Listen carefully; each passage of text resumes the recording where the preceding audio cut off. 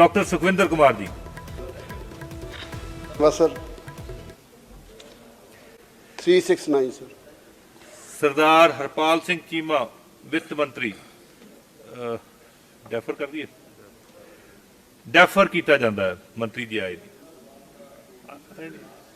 He is not here.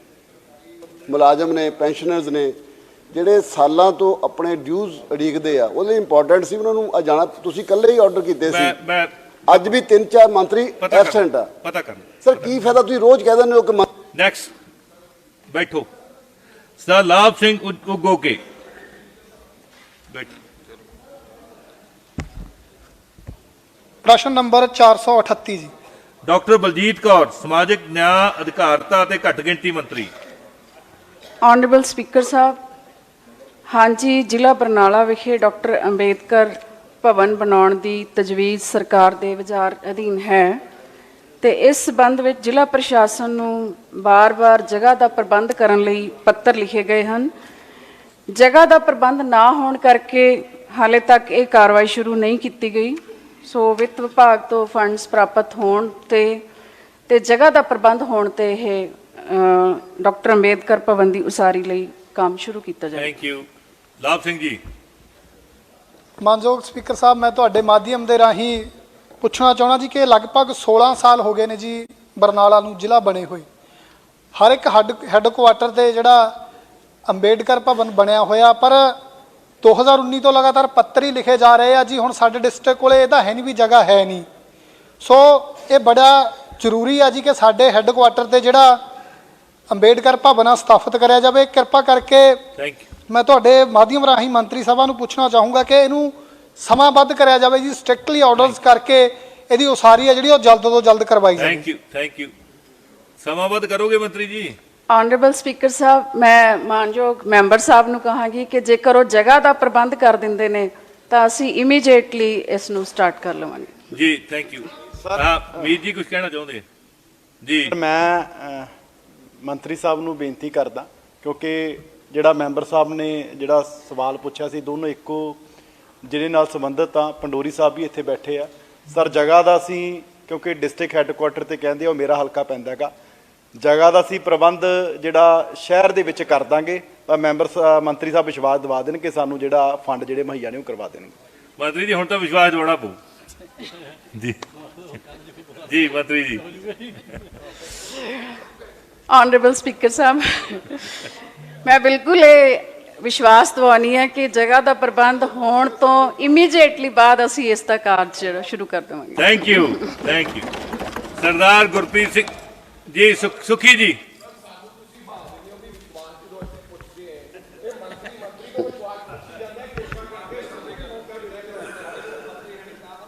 सुखी जी।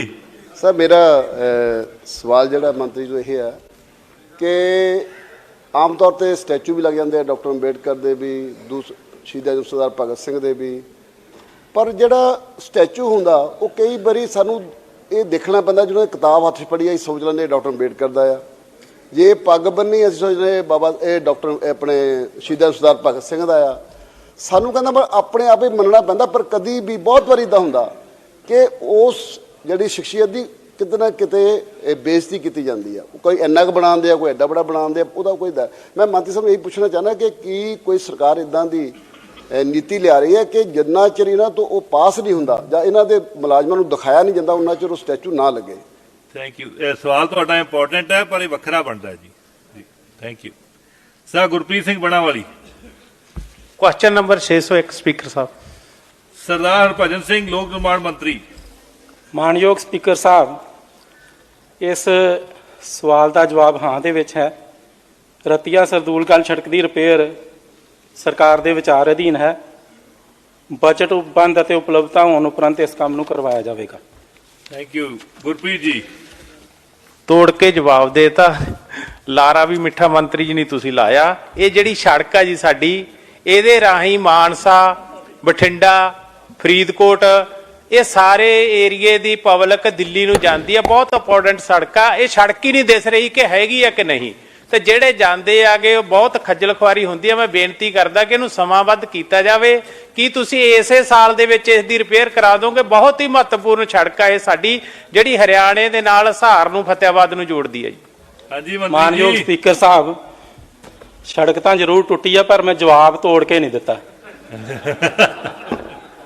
ਸੋ ਜਵਾਬ ਜਿਹੜਾ ਹੈ ਉਹ ਬਿਲਕੁਲ ਸਪਸ਼ਟ ਦਿੱਤਾ ਹੈ ਕਿ ਇਹਦੀ ਲਾਸਟ ਰਿਪੇਅਰ 2015 ਦੇ ਵਿੱਚ ਹੋਈ ਸੀਗੀ, 6/11/2015 ਨੂੰ ਰਿਪੇਅਰ ਡਿਊ ਆ। ਇਹ ਤੁਹਾਡੀ ਗੱਲ ਬਿਲਕੁਲ ਠੀਕ ਆ, ਹਾਲਤ ਵੀ ਮਾੜੀ ਆ ਇਹਦੀ, ਇਹ ਵੀ ਗੱਲ ਮੈਂ ਤੁਹਾਡੀ ਮੰਨਣ ਵਾਸਤੇ ਤਿਆਰ ਹਾਂ। ਪਰ ਹੁਣ ਅਸੀਂ ਇਹਦੇ ਵਾਸਤੇ ਸਪੀਕਰ ਸਾਹਿਬ 15 ਕਰੋੜ 32 ਲੱਖ ਰੁਪਇਆ ਖਰਚਾਉਣਾ ਹੈ ਇਹਦੇ ਵਾਸਤੇ। ਇਹਨੂੰ ਅਸੀਂ ਆਪਣੇ ਸਟੇਟ ਫੰਡ 50-54 ਦੇ ਵਿੱਚ ਪਾ ਲਿਆ। ਕੱਲ ਹੀ ਬਜਟ ਦੀਆਂ ਤਜਵੀਜ਼ਾਂ ਜਿਹੜੀਆਂ ਨੇ ਪੇਸ਼ ਕੀਤੀਆਂ ਗਈਆਂ ਨੇ। ਮੈਂ ਧੰਨਵਾਦ ਵੀ ਕਰਦਾ ਹਾਂ ਵਿੱਤ ਮੰਤਰੀ ਸਾਹਿਬ ਦਾ, ਜਿਨ੍ਹਾਂ ਨੇ PWGT ਨੂੰ ਬਹੁਤ ਵੱਡੇ ਪੱਧਰ ਤੇ ਫੰਡ ਮੁਹੱਈਆ ਕਰਵਾਏ ਨੇ। ਔਰ ਮੈਂ ਮੈਂਬਰ ਸਾਹਿਬ ਨੂੰ ਯਕੀਨ ਦਿਵਾਉਣਾ ਕਿ ਅਗਲੇ ਫਾਈਨੈਂਸ਼ੀਅਲ ਈਅਰ ਦੇ ਵਿੱਚ ਇਹ ਸੜਕ ਕੰਪਲੀਟ ਕਰ ਦਿੱਤੀ ਜਾਊਗੀ। ਇਹ ਟੁੱਟੀ ਸੜਕ ਨੂੰ ਠੀਕ ਕੀਤਾ ਜਾਊਗਾ। ਇਹ ਜਵਾਬ ਤੋੜ ਕੇ ਨਾ ਸਮਝਿਓ ਮੇਰਾ। ਥੈਂਕ ਯੂ, ਥੈਂਕ ਯੂ ਬਸ ਮੰਤਰੀ ਸਾਹਿਬ ਜੀ। ਜੀ। ਸਰਦਾਰ ਹਰਮੀਤ ਸਿੰਘ ਜੀ, ਪਠਾਨ ਮਾਜਰਾ। ਘਨੌਰ ਦਾ ਤੇ ਸਨੌਰ ਦਾ ਸਾਂਝਾ ਹੀ ਹੁੰਦਾ ਜੀ। ਘਨੌਰੋਂ ਲੰਘ ਕੇ ਸਨੌਰ ਜਾਂਦਾ ਪਾਣੀ, ਜੇ ਕਹੋ ਤਾਂ ਮੈਂ ਬੋਲ ਦਿੰਦਾ ਜੀ ਇੱਥੇ। ਜੇ ਲਾਓ ਕਰੋ ਤਾਂ ਬੈਠੋ ਜੀ। ਜੀ ਸਵਾਲ। ਸਾਰਾ ਪਾਣੀ ਘਨੌਰੋਂ ਲੰਘ ਕੇ ਸਨੌਰ ਸ਼੍ਰੀ- ਸ਼੍ਰੀਮਤੀ ਨੀਨਾ ਮਿੱਤਲ ਮੁਲਤਵੀ ਕੀਤਾ ਗਿਆ। ਸਰਦਾਰ ਤਰਨਪ੍ਰੀਤ ਸਿੰਘ ਸੌਂਦ ਸਾਹਿਬ। ਸਵਾਲ ਨੰਬਰ 365। ਸ਼੍ਰੀ ਬ੍ਰਹਮ ਸ਼ੰਕਰ ਜਿੰਪਾ ਜੀ, ਮਾਨਯੋਗ ਮਾਲ ਮੰਤਰੀ। ਮਾਨਯੋਗ ਸਪੀਕਰ ਸਾਹਿਬ, ਤੁਹਾਡੇ ਰਾਹੀਂ MLA ਸਾਹਿਬ ਨੂੰ ਦੱਸਣਾ ਚਾਹਨਾ ਕਿ ਖੰਨੇ ਨੂੰ ਜ਼ਿਲ੍ਹਾ ਬਣਾਉਣ ਲਈ ਕੋਈ ਤਜਵੀਜ਼ ਸਰਕਾਰ ਦੇ ਕੋਲ ਨਹੀਂ ਹੈ। ਥੈਂਕ ਯੂ ਜੀ। ਤਰੁਣ ਜੀ। ਮਾਨਯੋਗ ਸਪੀਕਰ ਸਾਹਿਬ, ਕਿਆ ਮੈਂ ਪੁੱਛ ਸਕਦਾ ਮੰਤਰੀ ਸਾਹਿਬ ਨੂੰ ਕਿ ਖੰਨੇ ਨੂੰ ਜ਼ਿਲ੍ਹਾ ਕਿਉਂ ਨਹੀਂ ਬਣਾਇਆ ਜਾ ਸਕਦਾ? ਬੈਠੋ ਜੀ। ਹਾਂਜੀ ਮੰਤਰੀ ਜੀ। ਮੈਂ ਹੋ ਸਕਦਾ ਕਈ ਵਾਰੀ ਗਲਤ ਕਹਿ ਜਾਂਦਾ ਬੰਦਾ, ਕੋਈ ਮਾਫੀ ਚਾਹਨਾ ਅਗਰ ਕੋਈ ਗਲਤੀ। ਨਹੀਂ ਨਹੀਂ, ਕੋਈ ਗੱਲ, ਕੈਰੀ ਔਨ ਜੀ। ਬੜੀ ਅੱਛੀ ਗੱਲ ਆ ਤੁਸੀਂ ਮੈਨੂੰ ਦੱਸਿਆ ਜੀ। ਇੱਕ ਮਿੰਟ ਜਰਾ।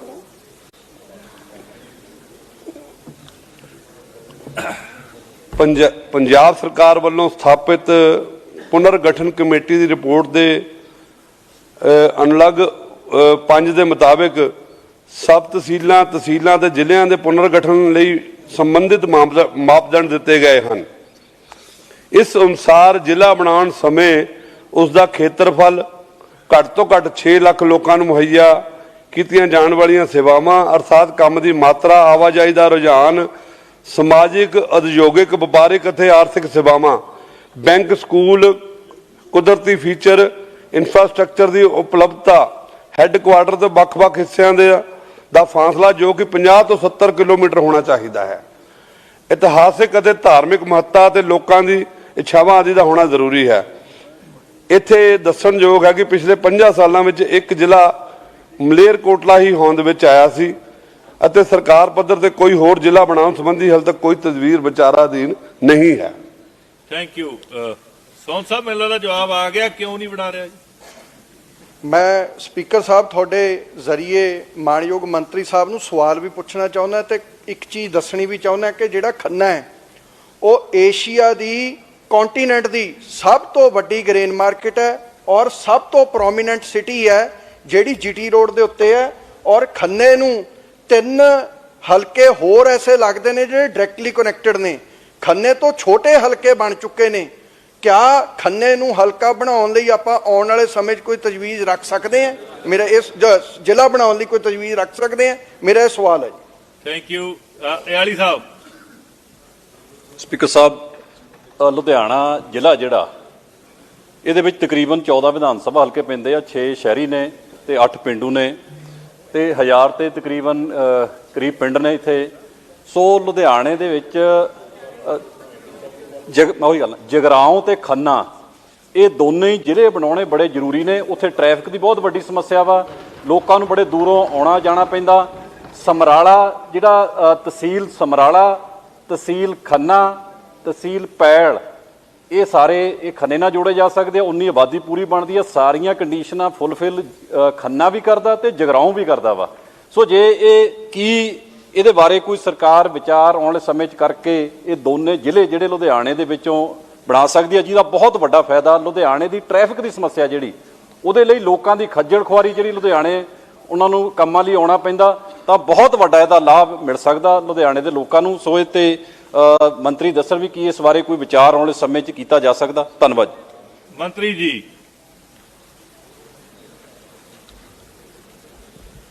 ਮੈਂ ਤੁਹਾਡੇ ਰਾਹੀਂ ਮੈਂਬਰ ਸਾਹਿਬਾਨ ਨੂੰ ਦੱਸਣਾ ਚਾਹੁੰਦਾ ਆਲੀ ਸਾਹਿਬ ਨੂੰ ਵੀ ਅਗਰ ਇਦਾਂ ਦੀ ਕੋਈ ਤਜਵੀਜ਼ ਅੱਜ ਤੱਕ ਆ ਪਹਿਲੀ ਵਾਰੀ ਕੁਐਸਚਨ ਆਇਆ, ਪਿਛਲੀ ਵਿਧਾਨ ਸਭਾ 'ਚ ਵੀ ਇਹ ਰਹੇ, ਔਰ ਖੰਨੇ ਦੀ ਗੱਲ ਕੀਤੀ ਗਈ ਹੈ, ਉੱਥੋਂ ਕੋਟਲੀ ਸਾਹਿਬ ਮੰਤਰੀ ਵੀ ਰਹੇ। ਅਗਰ ਇਹ ਸ਼ਰਤਾਂ ਫੁੱਲਫਿਲ ਹੁੰਦੀਆਂ ਨੇ ਜੋ ਵੀ ਸਰਕਾਰ ਦੇ ਮੁਤਾਬਿਕ ਜ਼ਿਲ੍ਹਾ ਬਣਾਉਣ ਲਈ ਜ਼ਰੂਰੀ ਹੈ, ਤਾਂ ਡੈਫੀਨੇਟਲੀ ਉਹਨਾਂ ਤੇ ਵਿਚਾਰ ਕਰਾਂਗੇ ਔਰ ਸਰਕਾਰ ਨੂੰ ਤਜਵੀਜ਼ ਦੇਵਾਂਗੇ ਬਣਾ ਕੇ, ਔਰ ਸਰਕਾਰ ਨੂੰ ਅਗਰ ਮਨਜ਼ੂਰ ਕਰੇਗੀ ਤਾਂ ਜ਼ਰੂਰ ਬਣਾਵਾਂਗੇ। ਥੈਂਕ ਯੂ ਬੀਬੀ ਜੀ। ਇੱਕ ਹੀ ਸਪਲੀਮੈਂਟਰੀ ਹੁੰਦੀ, ਤੁਸੀਂ ਆਪਾਂ ਹੁਣ ਅੱਗੇ ਚੱਲਦੇ ਹਾਂ। ਸਰਦਾਰ ਕੁਲਵੰਤ ਸਿੰਘ। ਧੰਨਵਾਦ ਸਪੀਕਰ ਸਾਹਿਬ। ਪ੍ਰਸ਼ਨ ਨੰਬਰ 371। ਸ਼੍ਰੀ ਅਮਨ ਅਰੋੜਾ, ਮਕਾਨ ਉਸਾਰੀ ਤੇ ਸ਼ਹਿਰੀ ਵਿਕਾਸ ਮੰਤਰੀ। ਮਿਹਰਬਾਨੀ ਸਪੀਕਰ ਸਾਹਿਬ। ਸਰ ਇਹ ਬਹੁਤ ਇੰਪੋਰਟੈਂਟ ਸਵਾਲ ਹੈ ਮੈਂਬਰ ਸਾਹਿਬ ਦਾ, ਔਰ ਸਿੱਧੇ ਤੌਰ ਤੇ ਇਕਨੋਮਿਕਲੀ ਵੀਕਰ ਸੈਕਸ਼ਨ ਦੇ ਨਾਲ ਜੁੜਿਆ ਹੋਇਆ ਹੈ। ਸਰ ਇਸ ਤਰ੍ਹਾਂ ਕਿ 2000 ਤੋਂ ਲੈ ਕੇ 2022 ਤੱਕ ਹੁਣ ਤੱਕ ਤਕਰੀਬਨ 615 ਕਲੋਨੀਆਂ ਨੂੰ ਲਾਇਸੈਂਸ ਜਿਹੜੇ ਉਹ ਦਿੱਤੇ ਗਏ ਨੇ, ਤੇ 2003 ਤੋਂ ਲੈ ਕੇ ਹੁਣ ਤੱਕ 58 ਮੈਗਾ ਪ੍ਰੋਜੈਕਟ ਅਪਰੂਵ ਕੀਤੇ ਗਏ ਨੇ, ਜਿਹਦੇ ਚੋਂ 36 ਮੈਗਾ ਹਾਊਸਿੰਗ ਪ੍ਰੋਜੈਕਟ ਨੇ, 19 ਇੰਡਸਟਰੀਅਲ ਮੈਗਾ ਪ੍ਰੋਜੈਕਟ ਨੇ ਤੇ 3 ਸੁਪਰ ਮੈਗਾ ਹਾਊਸਿੰਗ ਤੇ ਇੰਡਸਟਰੀਅਲ ਪ੍ਰੋਜੈਕਟ ਨੇ। ਸਰ ਇਹਨਾਂ ਦੇ ਵਿੱਚ ਹੁਣ ਤੱਕ 472.68 ਏਕੜ ਜਗ੍ਹਾ ਜਿਹੜੀ ਉਹ ਰਿਜ਼ਰਵ ਰੱਖੀ ਗਈ, ਜਿਸ ਚੋਂ 300 ਏਕੜ ਉਹ ਸਰਕਾਰ ਨੇ ਕਬਜ਼ਾ ਲੈ ਲਿਆ ਤੇ ਬਾਕੀਆਂ ਦਾ ਕਬਜ਼ਾ ਲੈਣ ਦੇ ਲਈ ਨੋਟਿਸ ਜਿਹੜੇ ਉਹ ਜਾਰੀ ਕੀਤੇ ਜਾ ਚੁੱਕੇ ਨੇ ਜੀ। ਸਰ ਇਸ ਤੋਂ ਇਲਾਵਾ ਦੂਸਰਾ ਜਿਹੜਾ ਇਹਨਾਂ ਦਾ ਸਵਾਲ ਹੈ, ਉਹਦੇ 'ਚ 2000 ਤੋਂ ਲੈ ਕੇ ਹੁਣ ਤੱਕ ਵੱਖ-ਵੱਖ ਅਥਾਰਟੀਆਂ ਵੱਲੋਂ 10,967 ਏਕੜ ਜਗ੍ਹਾ ਰਿਹਾਇਸ਼ੀ ਇੰਡਸਟਰੀਅਲ ਮਿਕਸਲੈਂਡ ਯੂਜ਼ ਦੇ ਵਿੱਚ ਐਕਵਾਇਰ ਕੀਤੀ ਗਈ, ਜਿਹਦੇ ਵਿੱਚੋਂ 6992 6992 ਏਕੜ ਹੈ ਜਿਹੜੀ ਉਹ ਡਿਵੈਲਪ ਕੀਤੀ ਜਾ ਚੁੱਕੀ ਹੈ। ਸਰ ਇਹਦੇ 'ਚ 2009 ਤੋਂ ਲੈ ਕੇ 2009-10 ਤੋਂ ਲੈ ਕੇ ਹੁਣ ਤੱਕ ਸਰ ਪਾਪਰਾ ਐਕਟ ਦੇ ਮੁਤਾਬਕ 10% ਏਰੀਆ ਰੱਖਿਆ ਜਾਂਦਾ ਸੀਗਾ EWS ਦੇ ਲਈ ਨੈਟ ਪਲਾਨਡ ਏਰੀਆ ਦੇ ਵਿੱਚੋਂ, ਤੇ 10% ਹੀ ਅਪਾਰਟਮੈਂਟ ਰੱਖੇ ਜਾਂਦੇ ਸੀਗੇ ਜੇ ਕੋਈ 100 ਅਪਾਰਟਮੈਂਟਸ ਤੋਂ ਵੱਧ ਦੀ ਡਿਵੈਲਪਮੈਂਟ ਕਰਦਾ ਸੀਗਾ। ਸਰ ਹੁਣ ਉਸ ਤੋਂ ਬਾਅਦ ਇਹ ਨੈਟ ਪਲਾਨਡ ਦੀ ਬਜਾਏ ਅਸੀਂ 5% ਹੈ ਜਿਹੜਾ ਉਹ ਗ੍ਰੋਸ ਪਲਾਨਡ ਏਰੀਆ ਜਿਹੜਾ ਉਹ ਰੱਖਦੇ ਆ, ਔਰ ਇਹਦੇ ਵਿੱਚ ਹੁਣ ਤੱਕ ਸਰ 2010 ਤੋਂ ਬਾਅਦ ਹੁਣ ਤੱਕ ਅਲੱਗ-ਅਲੱਗ ਤਰ੍ਹਾਂ ਦੇ ਪ੍ਰੋਜੈਕਟਾਂ ਦੇ ਵਿੱਚ 143.88 ਏਕੜ ਜਗ੍ਹਾ ਜਿਹੜੀ ਉਹ EWS ਦੇ ਲਈ ਰਿਜ਼ਰਵ ਹੈ ਜਿਹੜੀ ਉਹ ਰੱਖ ਲਈ ਹੈ, ਜਿਹਦੇ ਵਿੱਚੋਂ PDA ਪਟਿਆਲਾ ਨੇ 826 ਪਲਾਟ ਆਲਰੇਡੀ ਡਿਵੈਲਪ ਕਰਕੇ ਦੇ ਚੁੱਕੇ ਨੇ। ਔਰ ਸਰ ਥਰਡ ਸੈਕਸ਼ਨ ਇਹਨਾਂ ਦੇ ਸਵਾਲ ਦਾ ਹੈਗਾ, ਬਿਲਡਰਸ ਵੱਲੋਂ ਹੁਣ ਤੱਕ ਸਰ ਕੋਈ ਫਲੈਟ ਹੈ ਜਿਹੜਾ ਉਹ ਨਹੀਂ ਦਿੱਤਾ ਗਿਆ ਹੈਗਾ। 9 ਬਿਲਡਰਸ ਵੱਲੋਂ 520 ਫਲੈਟ EWS ਸੈਕਸ਼ਨ ਦੇ ਲਈ ਰਿਜ਼ਰਵ ਰੱਖੇ ਗਏ ਨੇ, ਜਿਸ ਚੋਂ ਗਮਾਡਾ ਮੋਹਾਲੀ ਏਰੀਆ ਦੇ ਵਿੱਚ 208 ਬਿਲਡਰਾਂ ਵੱਲੋਂ 249 ਫਲੈਟ, ਔਰ JDA ਜਲੰਧਰ ਡਿਵੈਲਪਮੈਂਟ ਅਥਾਰਟੀ ਵੱਲੋਂ 271 ਫਲੈਟ ਨੇ ਜਿਹੜੇ ਉਹ ਰਿਜ਼ਰਵ ਰੱਖੇ ਗਏ ਨੇ। ਔਰ ਲਾਸਟਲੀ ਸਰ ਸਰਕਾਰ ਨੇ ਜਿਹੜੇ EWS ਅਪਾਰਟਮੈਂਟਾਂ ਦੇ ਇਵਜ਼ ਦੇ ਵਿੱਚ ਸਰ ਇੱਕ 25 ਵਰਗ ਮੀਟਰ ਦੇ ਹਿਸਾਬ ਨਾਲ 1500 ਰੁਪਏ ਪ੍ਰਤੀ ਫੁੱਟ ਦੇ ਹਿਸਾਬ ਨਾਲ EWS ਫੰਡ ਦੇ ਵਿੱਚ ਜਮ੍ਹਾਂ ਕਰਾਉਣ ਦਾ ਵੀ ਆਲਟਰਨੇਟਿਵ ਇੱਕ ਜ਼ਰੀਆ ਹੈਗਾ, ਜਿਸ ਦੇ ਤਹਿਤ 23 ਬਿਲਡਰਾਂ ਵੱਲੋਂ ਹੁਣ ਤੱਕ 32 ਕਰੋੜ 84 ਲੱਖ 77,978 ਰੁਪਏ ਨੇ ਜਿਹੜੇ ਉਹ EWS ਦੇ ਹੈੱਡ ਦੇ ਵਿੱਚ ਆਲਰੇਡੀ ਜਮ੍ਹਾਂ ਕਰਾਏ ਜਾ ਚੁੱਕੇ ਨੇ। Thank you. ਕੁਲਵੰਤ ਜੀ। ਧੰਨਵਾਦ ਸਪੀਕਰ ਸਾਹਿਬ। ਮੈਂ ਤੁਹਾਡੇ ਮਾਧਿਅਮ ਰਾਹੀਂ ਇਸ ਤੋਂ ਪਹਿਲਾਂ ਮੈਂ ਗੱਲ ਸ਼ੁਰੂ ਕਰਾਂ, ਮੈਂ ਮੰਤਰੀ ਸਾਹਿਬ ਦਾ ਧੰਨਵਾਦ ਕਰਦਾ ਔਰ ਇਹਨਾਂ ਦੇ ਪੂਰੇ ਸਟਾਫ ਦਾ, ਕਿਉਂਕਿ ਜਿਹੜੀ ਇਹ ਇਨਫੋਰਮੇਸ਼ਨ ਦਿੱਤੀ ਗਈ ਹਾਊਸ ਨੂੰ ਇਹ ਕਾਫੀ ਲੰਬੀ ਚੌੜੀ ਸੀ ਔਰ 20 ਸਾਲ ਪੁਰਾਣੀ ਇਹ ਇਨਫੋਰਮੇਸ਼ਨ ਸੀ, ਕਿਉਂਕਿ 2000 ਤੋਂ ਲੈ ਕੇ 2022 22 ਸਾਲ ਪੁਰਾਣੀ, ਮਤਲਬ 22 ਸਾਲ ਹੋ ਗਏ ਸੀ ਇਸ ਕੰਮ ਨੂੰ, ਔਰ 22 ਸਾਲ ਦੇ ਵਿੱਚ ਕਿਸੇ ਨੇ ਧਿਆਨ ਨਹੀਂ ਦਿੱਤਾ। ਮੈਂ EWS ਦੀ ਗੱਲ ਕਰਨੀ ਆ। EWS ਦਾ ਮਤਲਬ ਤੁਸੀਂ ਸਾਰੇ ਸਮਝਦੇ ਹੋ, ਸਾਰੇ ਹੀ ਪੜ੍ਹੇ ਲਿਖੇ ਹੋ ਬਈ। ਤੇ ਪ੍ਰਸ਼ਨ ਕਾਲ ਇਸ ਵੇਲੇ ਚੱਲ ਰਿਹਾ ਵਿਧਾਨ ਸਭਾ ਦੀ ਕਾਰਵਾਈ ਤੁਹਾਨੂੰ ਲਾਈਵ ਦਿਖਾ ਰਹੇ ਸੀ। ਉਧਰ ਕਾਂਗਰਸ ਚੰਨੀ ਦੇ ਖਿਲਾਫ ਲੁੱਕਆਊਟ ਸਰਕੂਲਰ ਜਾਰੀ ਕਰਨ ਤੇ ਭੜਕ ਗਈ ਹੈ। ਚਰਨਜੀਤ ਸਿੰਘ ਚੰਨੀ ਸਾਬਕਾ ਮੁੱਖ ਮੰਤਰੀ ਦੇ ਖਿਲਾਫ ਲੁੱਕਆਊਟ ਸਰਕੂਲਰ ਜਾਰੀ ਹੋਇਆ ਹੈ ਤੇ ਕਾਂਗਰਸ ਨੇ ਕਿਹਾ ਕਿ ਬਜਟ ਦੀਆਂ ਨਾਕਾਮੀਆਂ ਲੁਕਾਉਣ ਦੇ ਲਈ ਲੁੱਕਆਊਟ ਸਰਕੂਲਰ ਜਾਰੀ ਕੀਤਾ ਗਿਆ। ਇਹ ਵੀ ਕਿਹਾ ਕਿ ਚੰਨੀ ਦੇ ਖਿਲਾਫ ਅਜੇ ਤੱਕ ਕੋਈ ਕੇਸ ਨਹੀਂ ਹੈ। ਚੰਨੀ ਨੂੰ ਕਿਸੇ ਵੀ ਤਰ੍ਹਾਂ ਨਾਲ ਤਲਬ ਨਹੀਂ ਕੀਤਾ ਗਿਆ, ਕੋਈ ਕੇਸ ਉਹਨਾਂ ਦੇ ਉੱਤੇ ਨਹੀਂ ਹੈ, ਲੇਕਿਨ ਲੁੱਕਆਊਟ ਸਰਕੂਲਰ ਜਾਰੀ ਕਰ ਦਿੱਤਾ ਗਿਆ। ਕਾਂਗਰਸ ਆਗੂਆਂ ਨੂੰ ਡਰਾਉਣ ਦੀ ਕੋਸ਼ਿਸ਼ ਹੋ ਰਹੀ ਹੈ। ਪ੍ਰਤਾਪ ਸਿੰਘ ਬਾਜਵਾ ਵਿਰੋਧੀ ਧਿਰ ਦੇ ਆਗੂ, ਉਹਨਾਂ ਨੇ ਕਿਹਾ ਕਿ ਕਾਂਗਰਸ ਦੇ ਆਗੂਆਂ ਨੂੰ ਡਰਾਉਣ ਦੀ ਕੋਸ਼ਿਸ਼ ਹੋ ਰਹੀ ਹੈ, ਆਪਣੇ ਮਨਸੂਬਿਆਂ 'ਚ ਕਾਮਯਾਬ ਨਹੀਂ ਹੋਣਗੇ। ਪਹਿਲਾਂ ਸਰਾਰੀ ਦੇ ਖਿਲਾਫ ਲੁੱਕਆਊਟ ਸਰਕੂਲਰ ਜਾਰੀ ਕਰਨਾ ਚਾਹੀਦਾ ਸੀ। ਇਹ ਵੀ ਕਾਂਗਰਸ ਨੇ ਕਿਹਾ ਕਿ ਸਰਾਰੀ ਫੌਜਾ ਸਿੰਘ ਸਰਾਰੀ ਸਾਬਕਾ ਮੰਤਰੀ, ਉਹਨਾਂ ਦੇ ਖਿਲਾਫ ਲੁੱਕਆਊਟ ਸਰਕੂਲਰ ਜਾਰੀ ਕਰਨਾ ਚਾਹੀਦਾ ਸੀ। ਕੀ ਸੀਐਮ ਮਾਨ ਜੋੜਾ ਮਾਜਰਾ ਦੇ ਖਿਲਾਫ ਕਾਰਵਾਈ ਕਰਨਗੇ? ਪਿਛਲੇ ਦਿਨਾਂ ਦੇ ਵਿੱਚ ਚੇਤਨ ਸਿੰਘ ਜੋੜਾ ਮਾਜਰਾ ਨੂੰ ਲੈ ਕੇ ਵੀ ਇੱਕ ਵੀਡੀਓ ਵਾਇਰਲ ਹੋ ਰਹੀ ਹੈ ਤੇ ਇਹ ਵੀ ਸਵਾਲ ਕੀਤੇ ਗਏ ਕਿ ਕੀ ਜੋੜਾ ਮਾਜਰਾ ਦੇ ਖਿਲਾਫ ਸੀਐਮ ਮਾਨ ਕਾਰਵਾਈ ਕਰਨਗੇ। ਤਿੱਖੇ ਸਵਾਲ ਕਾਂਗਰਸ ਨੇ ਚੁੱਕੇ ਨੇ। ਐਲਓਸੀ ਜਾਰੀ ਕਰਨਾ ਸੀ ਤੇ ਪਹਿਲੇ ਆ ਸਰਾਰੀ ਤੇ ਕਰਦੇ। ਚਰਨਜੀਤ ਸਿੰਘ ਚੰਨੀ ਨੂੰ ਐਲਓਸੀ, ਮੈਂ ਇੱਕ ਤੁਹਾਨੂੰ ਇਹਨਾਂ ਦੀ ਸਟ੍ਰੈਟੇਜੀ ਦੱਸਦਾ। ਇਹ ਸਾਰੀ ਸਟ੍ਰੈਟੇਜੀ ਇਹਨਾਂ ਦੀ ਸਰਕਾਰ ਦੀ ਇਹ ਬਣੀ ਹੈ with taking Jalandhar by election in consideration. Congress ਦੀ ਲੀਡਰਸ਼ਿਪ ਨੂੰ, ਕਿਉਂਕਿ ਦਲਿਤ ਸਾਡਾ ਚੀਫ ਮਿਨਿਸਟਰ ਸੀ, ਉਹ ਸਮਝਦੇ ਨੇ ਇਹਦੀਆਂ ਸਰਵਿਸਿਜ਼ ਕਾਂਗਰਸ ਨੇ ਇਸਤੇਮਾਲ ਕਰਨੀਆਂ ਨੇ। ਇਹਨਾਂ ਨੂੰ ਡਰਾਓ ਧਮਕਾਓ, ਕੁਝ ਹੋਰ ਬੰਦਿਆਂ ਨੂੰ ਵੀ ਕਾਂਗਰਸ ਨਾਲ ਤਾਲੁਕ ਰੱਖਣ ਵਾਲੇ ਜੋ ਸਾਨੂੰ ਇਤਲਾਹ ਹੈ ਉਹਨਾਂ ਦੀ ਵੀ ਇਸ ਤਰ੍ਹਾਂ ਦੇ ਹੀ ਇਹ ਐਕਸ਼ਨ ਵਿਜੀਲੈਂਸ ਵੱਲੋਂ ਕਰਾਣਗੇ। ਬੇਸਿਕਲੀ ਇਹ ਡਿਮੋਰਲਾਈਜ਼ ਕਰਨਾ ਚਾਹੁੰਦੇ ਨੇ ਕਾਂਗਰਸ ਰੈਂਕ ਐਂਡ ਫਾਈਲ ਨੂੰ। This is part of a strategy of the AAP, they will not succeed. ਮੈਂ ਇਸ ਗੱਲ ਦੀ ਬਹੁਤ ਨਿੰਦਾ ਕਰਦਾ ਹਾਂ ਕਿ ਜਿਹੜਾ ਵਿਅਕਤੀ ਪੰਜਾਬ ਦਾ ਮੁੱਖ ਮੰਤਰੀ ਰਿਹਾ ਹੋਵੇ ਔਰ ਕਿਸੇ ਪ੍ਰਕਾਰ ਦਾ ਉਸ ਚੰਨੀ ਸਾਹਿਬ ਤੇ ਅੱਜ ਦੀ ਡੇਟ ਦੇ ਵਿੱਚ ਕੋਈ ਕੇਸ ਨਹੀਂ ਹੈ ਔਰ ਹਜੇ ਤੱਕ ਕਿਸੇ ਨੇ ਉਹਨਾਂ ਨੂੰ ਕੋਈ ਕਿਸੇ ਪ੍ਰਕਾਰ ਦਾ ਤਲਬ ਨਹੀਂ ਕੀਤਾ ਗਿਆ। ਤੁਸੀਂ ਆਪਦੀ ਜਾਣ ਬੁੱਝ ਕੇ ਖਬਰ budget, because nothing is there in the budget ਦੀਆਂ ਨਾਕਾਮੀਆਂ ਲੁਕਾਉਣ ਵਾਸਤੇ ਲੁੱਕਆਊਟ ਨੋਟਿਸ ਚੰਨੀ ਸਾਹਿਬ ਦਾ ਜਾਰੀ ਕਰ ਰਿਹਾ। ਚੰਨੀ ਸਾਹਿਬ ਤਾਂ ਕਿਤੇ ਜਾ ਹੀ ਨਹੀਂ ਰਹੇ। ਜੇ ਉਹਨਾਂ ਨੂੰ ਇਹ ਹੁੰਦਾ ਤਾਂ ਫਿਰ ਉਹ ਵਾਪਸ ਕਿਉਂ ਆਉਂਦੇ? ਚੰਨੀ ਸਾਹਿਬ ਨੇ ਕਿਹਾ ਸੀ ਮੈਂ ਟਿਕਟ ਕਟਾਈ ਹੈ, ਪਰ ਵਿਧਾਨ ਸਭਾ ਦੇ ਵਿੱਚ ਜਿਸ ਦਿਨ ਚੀਫ ਮਿਨਿਸਟਰ ਸਾਹਿਬ ਨੇ ਕਿਹਾ ਉਸ ਤੋਂ ਬਾਅਦ ਮੈਂ ਟਿਕਟ ਆਪਦੀ ਕੈਂਸਲ ਕਰਾਤੀ ਹੈ। ਐਂਡ ਆਫਟਰ ਹਿਸ ਸਟੇਟਮੈਂਟ ਤੁਸੀਂ ਲੁੱਕਆਊਟ ਨੋਟਿਸ ਜਾਰੀ ਕਰ ਰਹੇ ਹੋ, ਜਾਣ ਬੁੱਝ ਕੇ ਲੋਕਾਂ ਨੂੰ ਦਿਖਾ ਰਹੇ ਹੋ ਕਿ ਅਸੀਂ ਇਹਨਾਂ ਨੂੰ ਸਾਰਿਆਂ ਨੂੰ ਲੁੱਕਆਊਟ ਨੋਟਿਸ ਕਰ ਰਹੇ ਹਾਂ ਤੇ ਇਹ ਬੜੇ ਭਗੌੜੇ ਨੇ ਤੇ ਪਤਾ ਨਹੀਂ ਕਿੱਥੇ ਭੱਜਣ ਵਾਲੇ। ਕੋਈ ਭੱਜਣ ਵਾਲਾ ਨਹੀਂ ਹੈ, ਸਭ ਨੇ ਇੱਥੇ ਹੀ ਰਹਿਣਾ, ਇੱਥੇ ਹੀ ਖੜੇ ਹੈ। ਉਧਰ ਬਜਟ ਨੂੰ ਲੈ ਕੇ ਵੀ ਕਾਂਗਰਸ ਨੇ ਸਵਾਲ ਖੜੇ ਕੀਤੇ ਨੇ। ਕਾਂਗਰਸ ਦਾ ਕਹਿਣਾ ਹੈ ਕਿ ਬਜਟ 'ਚ ਪੰਜਾਬੀਆਂ ਨੂੰ 19,865 ਕਰੋੜ ਦਾ ਚੂਨਾ ਲੱਗਿਆ ਹੈ। ਮਾਈਨਿੰਗ ਤੋਂ 20,000 ਕਰੋੜ ਕਮਾਉਣ ਦਾ ਦਾਅਵਾ ਆਮ ਆਦਮੀ ਪਾਰਟੀ ਨੇ ਕੀਤਾ ਸੀ, ਲੇਕਿਨ ਮਾਈਨਿੰਗ ਤੋਂ ਸਿਰਫ 153 ਕਰੋੜ ਰੁਪਏ ਹਾਸਲ ਹੋਏ ਨੇ। 19,000 ਤੋਂ ਵੱਧ ਦਾ ਚੂਨਾ ਲੱਗਿਆ ਹੈ। ਬਜਟ ਤੇ ਸਵਾਲ ਚੁੱਕੇ ਨੇ ਕਾਂਗਰਸ ਨੇ। ਰੇਤ ਦੇ 20,000 ਕਰੋੜ ਰੁਪਏ ਕਿੱਥੇ ਗਏ, ਇਹ ਸਵਾਲ ਕੀਤਾ ਹੈ। ਨਾਲ ਹੀ ਪੰਜਾਬੀ ਯੂਨੀਵਰਸਿਟੀ ਦੇ ਬਜਟ ਨੂੰ ਲੈ ਕੇ ਵੀ ਸਵਾਲ ਚੁੱਕੇ ਨੇ। ਯੂਨੀਵਰਸਿਟੀ ਦੇ ਵੀਸੀ ਨੇ ਹੀ ਸਵਾਲ ਚੁੱਕ ਦਿੱਤੇ ਨੇ। ਕਾਂਗਰਸ ਦਾ ਕਹਿਣਾ ਹੈ ਪੰਜਾਬੀ ਯੂਨੀਵਰਸਿਟੀ ਦੇ ਬਜਟ 'ਚ ਕਟੌਤੀ ਕੀਤੀ ਗਈ, ਜੇ ਇਸੇ ਤਰ੍ਹਾਂ ਰਿਹਾ ਤਾਂ ਪੰਜਾਬੀ ਯੂਨੀਵਰਸਿਟੀ ਬੰਦ ਹੋ ਜਾਵੇਗੀ। ਕਾਂਗਰਸ ਨੇ ਸਵਾਲ ਕੀਤਾ ਹੈ ਕਿ ਪੰਜਾਬੀ ਯੂਨੀਵਰਸਿਟੀ ਦਾ ਬਜਟ ਕਿੱਥੇ ਗਿਆ, ਕਟੌਤੀ ਕਿਉਂ ਕੀਤੀ ਗਈ। ਇਹ ਵੀ ਕਿਹਾ ਕਿ ਰੰਗਲਾ ਦੀ ਥਾਂ ਕਿਤੇ ਪੰਜਾਬ ਨੂੰ ਕੰਗਲਾ ਨਾ ਕਰ ਦੇਣਾ। ਸਿੱਖਿਆ 'ਚ ਕੋਈ ਇਨਕਲਾਬ ਨਹੀਂ ਆਇਆ, ਹਾਲੇ ਤੱਕ ਇੱਕ ਵੀ ਸਕੂਲ ਦਾ ਨਿਰਮਾਣ ਸ਼ੁਰੂ ਨਹੀਂ ਹੋਇਆ। 16 ਮੈਡੀਕਲ ਕਾਲਜਸ 'ਚੋਂ ਇੱਕ ਦਾ ਵੀ ਨਿਰਮਾਣ ਨਹੀਂ ਹੋਇਆ। ਨਵੀਂ ਐਕਸਾਈਜ਼ ਪਾਲਿਸੀ ਨੂੰ ਲੈ ਕੇ ਵੀ ਕਾਂਗਰਸ ਨੇ ਸਰਕਾਰ ਤੇ ਨਿਸ਼ਾਨੇ ਸਾਧੇ ਨੇ। ਮੇਰੇ ਕੋਲ ਇਸ ਟਾਈਮ ਵੀਡੀਓ ਹੈ ਜਿਹਦੇ ਵਿੱਚ ਅਰਵਿੰਦ ਕੇਜਰੀਵਾਲ ਨੇ ਗੱਲ ਕਹੀ ਸੀ ਕਿ ਪੰਜਾਬ ਦਾ ਟੋਟਲ ਬਜਟ 1,70,000 ਕਰੋੜ ਦਾ, ਤੇ ਜੇ ਪੰਜਾਬ ਦੇ ਵਿੱਚ ਵੱਖ-ਵੱਖ ਆ ਜਿਹੜੇ ਕੰਮ ਅਸੀਂ ਦਈਦੇ ਨੇ ਜਿਹਦੇ ਵਿੱਚੋਂ 25% ਵੀ ਰਿਸ਼ਵਤ ਕੱਢ ਲਓ ਤੇ ਉਸ ਟਾਈਮ ਕਹਿੰਦੇ ਸੀ 40,000 ਕਰੋੜ ਰੁਪਈਆ ਬਣਦਾ। ਇਹ ਹੁਣ ਬਜਟ ਇਹਨਾਂ ਦਾ ਹੋ ਗਿਆ 2 ਲੱਖ ਕਰੋੜ। ਸਾਰਿਆਂ ਨੂੰ ਪਹਿਲੇ ਤੇ ਮੈਂ ਪੁੱਛਣਾ ਚਾਹੁੰਦਾ ਜੇ 25% ਦੇ ਹਿਸਾਬ ਨਾਲ ਚੱਲੋ ਤੇ 50,000 ਕਰੋੜ ਤੇ ਉਹੀ ਨਿਕਲਣਾ ਚਾਹੀਦਾ ਬਾਹਰ। ਉਹ ਕਿਉਂ ਇਹਦੇ ਵਿੱਚ ਇਹਨਾਂ ਦੇ ਬਜਟ ਵਿੱਚ ਅਰਵਿੰਦ ਕੇਜਰੀਵਾਲ ਦੀ ਜਿਹੜੀ ਗੱਲ ਸੀ ਉਹ ਕਿਉਂ ਵਿਖ ਨਹੀਂ ਰਹੀ। ਨੰਬਰ 2, 20,000 ਕਰੋੜ ਰੁਪਈਆ ਇਹਨਾਂ ਨੇ ਰੇਤ ਦਾ ਕਿਹਾ ਸੀ। ਰੇਤ ਦੇ ਵਿੱਚ 135 ਕਰੋੜ ਰੁਪਈਆ ਆਇਆ। ਇਹ ਵੱਡਾ ਪ੍ਰਸ਼ਨ ਚਿੰਨ੍ਹ ਹਰ ਪੰਜਾਬੀ ਦਾ, ਸਾਡਾ ਇਹ ਕਹਿਣਾ ਹੈ, ਹਰ ਪੰਜਾਬੀ ਦਾ ਕਹਿਣਾ ਹੈ ਕਿ ਵੱਡੇ ਪੈਮਾਨੇ ਤੇ 1 ਸਾਲ ਲਗਾਤਾਰ ਲੋਕਾਂ ਨੂੰ ਇਹਨਾਂ ਬੇਵਕੂਫ ਬਣਾਇਆ। ਇਲੀਗਲ ਮਾਈਨਿੰਗ ਹੋਈ ਹੈ। ਆਪ ਦੀ ਲੀਡਰਸ਼ਿਪ ਨੇ ਮਾਈਨਿੰਗ ਕਰਾਈ ਹੈ। ਮੁੱਖ ਮੰਤਰੀ ਦੀ ਦੇਖ ਰੇਖ ਵਿੱਚ ਇਹ ਸਾਰਾ ਕੰਮ ਹੋਇਆ। 19,865 ਕਰੋੜ ਰੁਪਏ ਦਾ ਚੂਨਾ ਪੰਜਾਬ ਦੇ ਬਜਟ ਵਿੱਚ ਲੱਗਾ। 19,865 ਕਰੋੜ ਰੁਪਏ।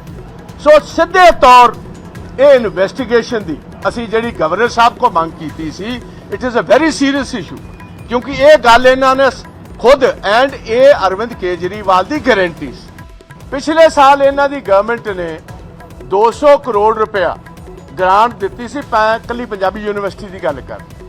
ਫਿਰ ਇਹਨਾਂ ਨੇ ਪੇ ਕਮਿਸ਼ਨ ਐਕਸੈਪਟ ਕਰ ਲਈ, ਜਿਹਦੇ ਨਾਲ 100 ਕਰੋੜ ਰੁਪਇਆ ਸੈਲਰੀ ਦਾ ਵੱਧ ਗਿਆ।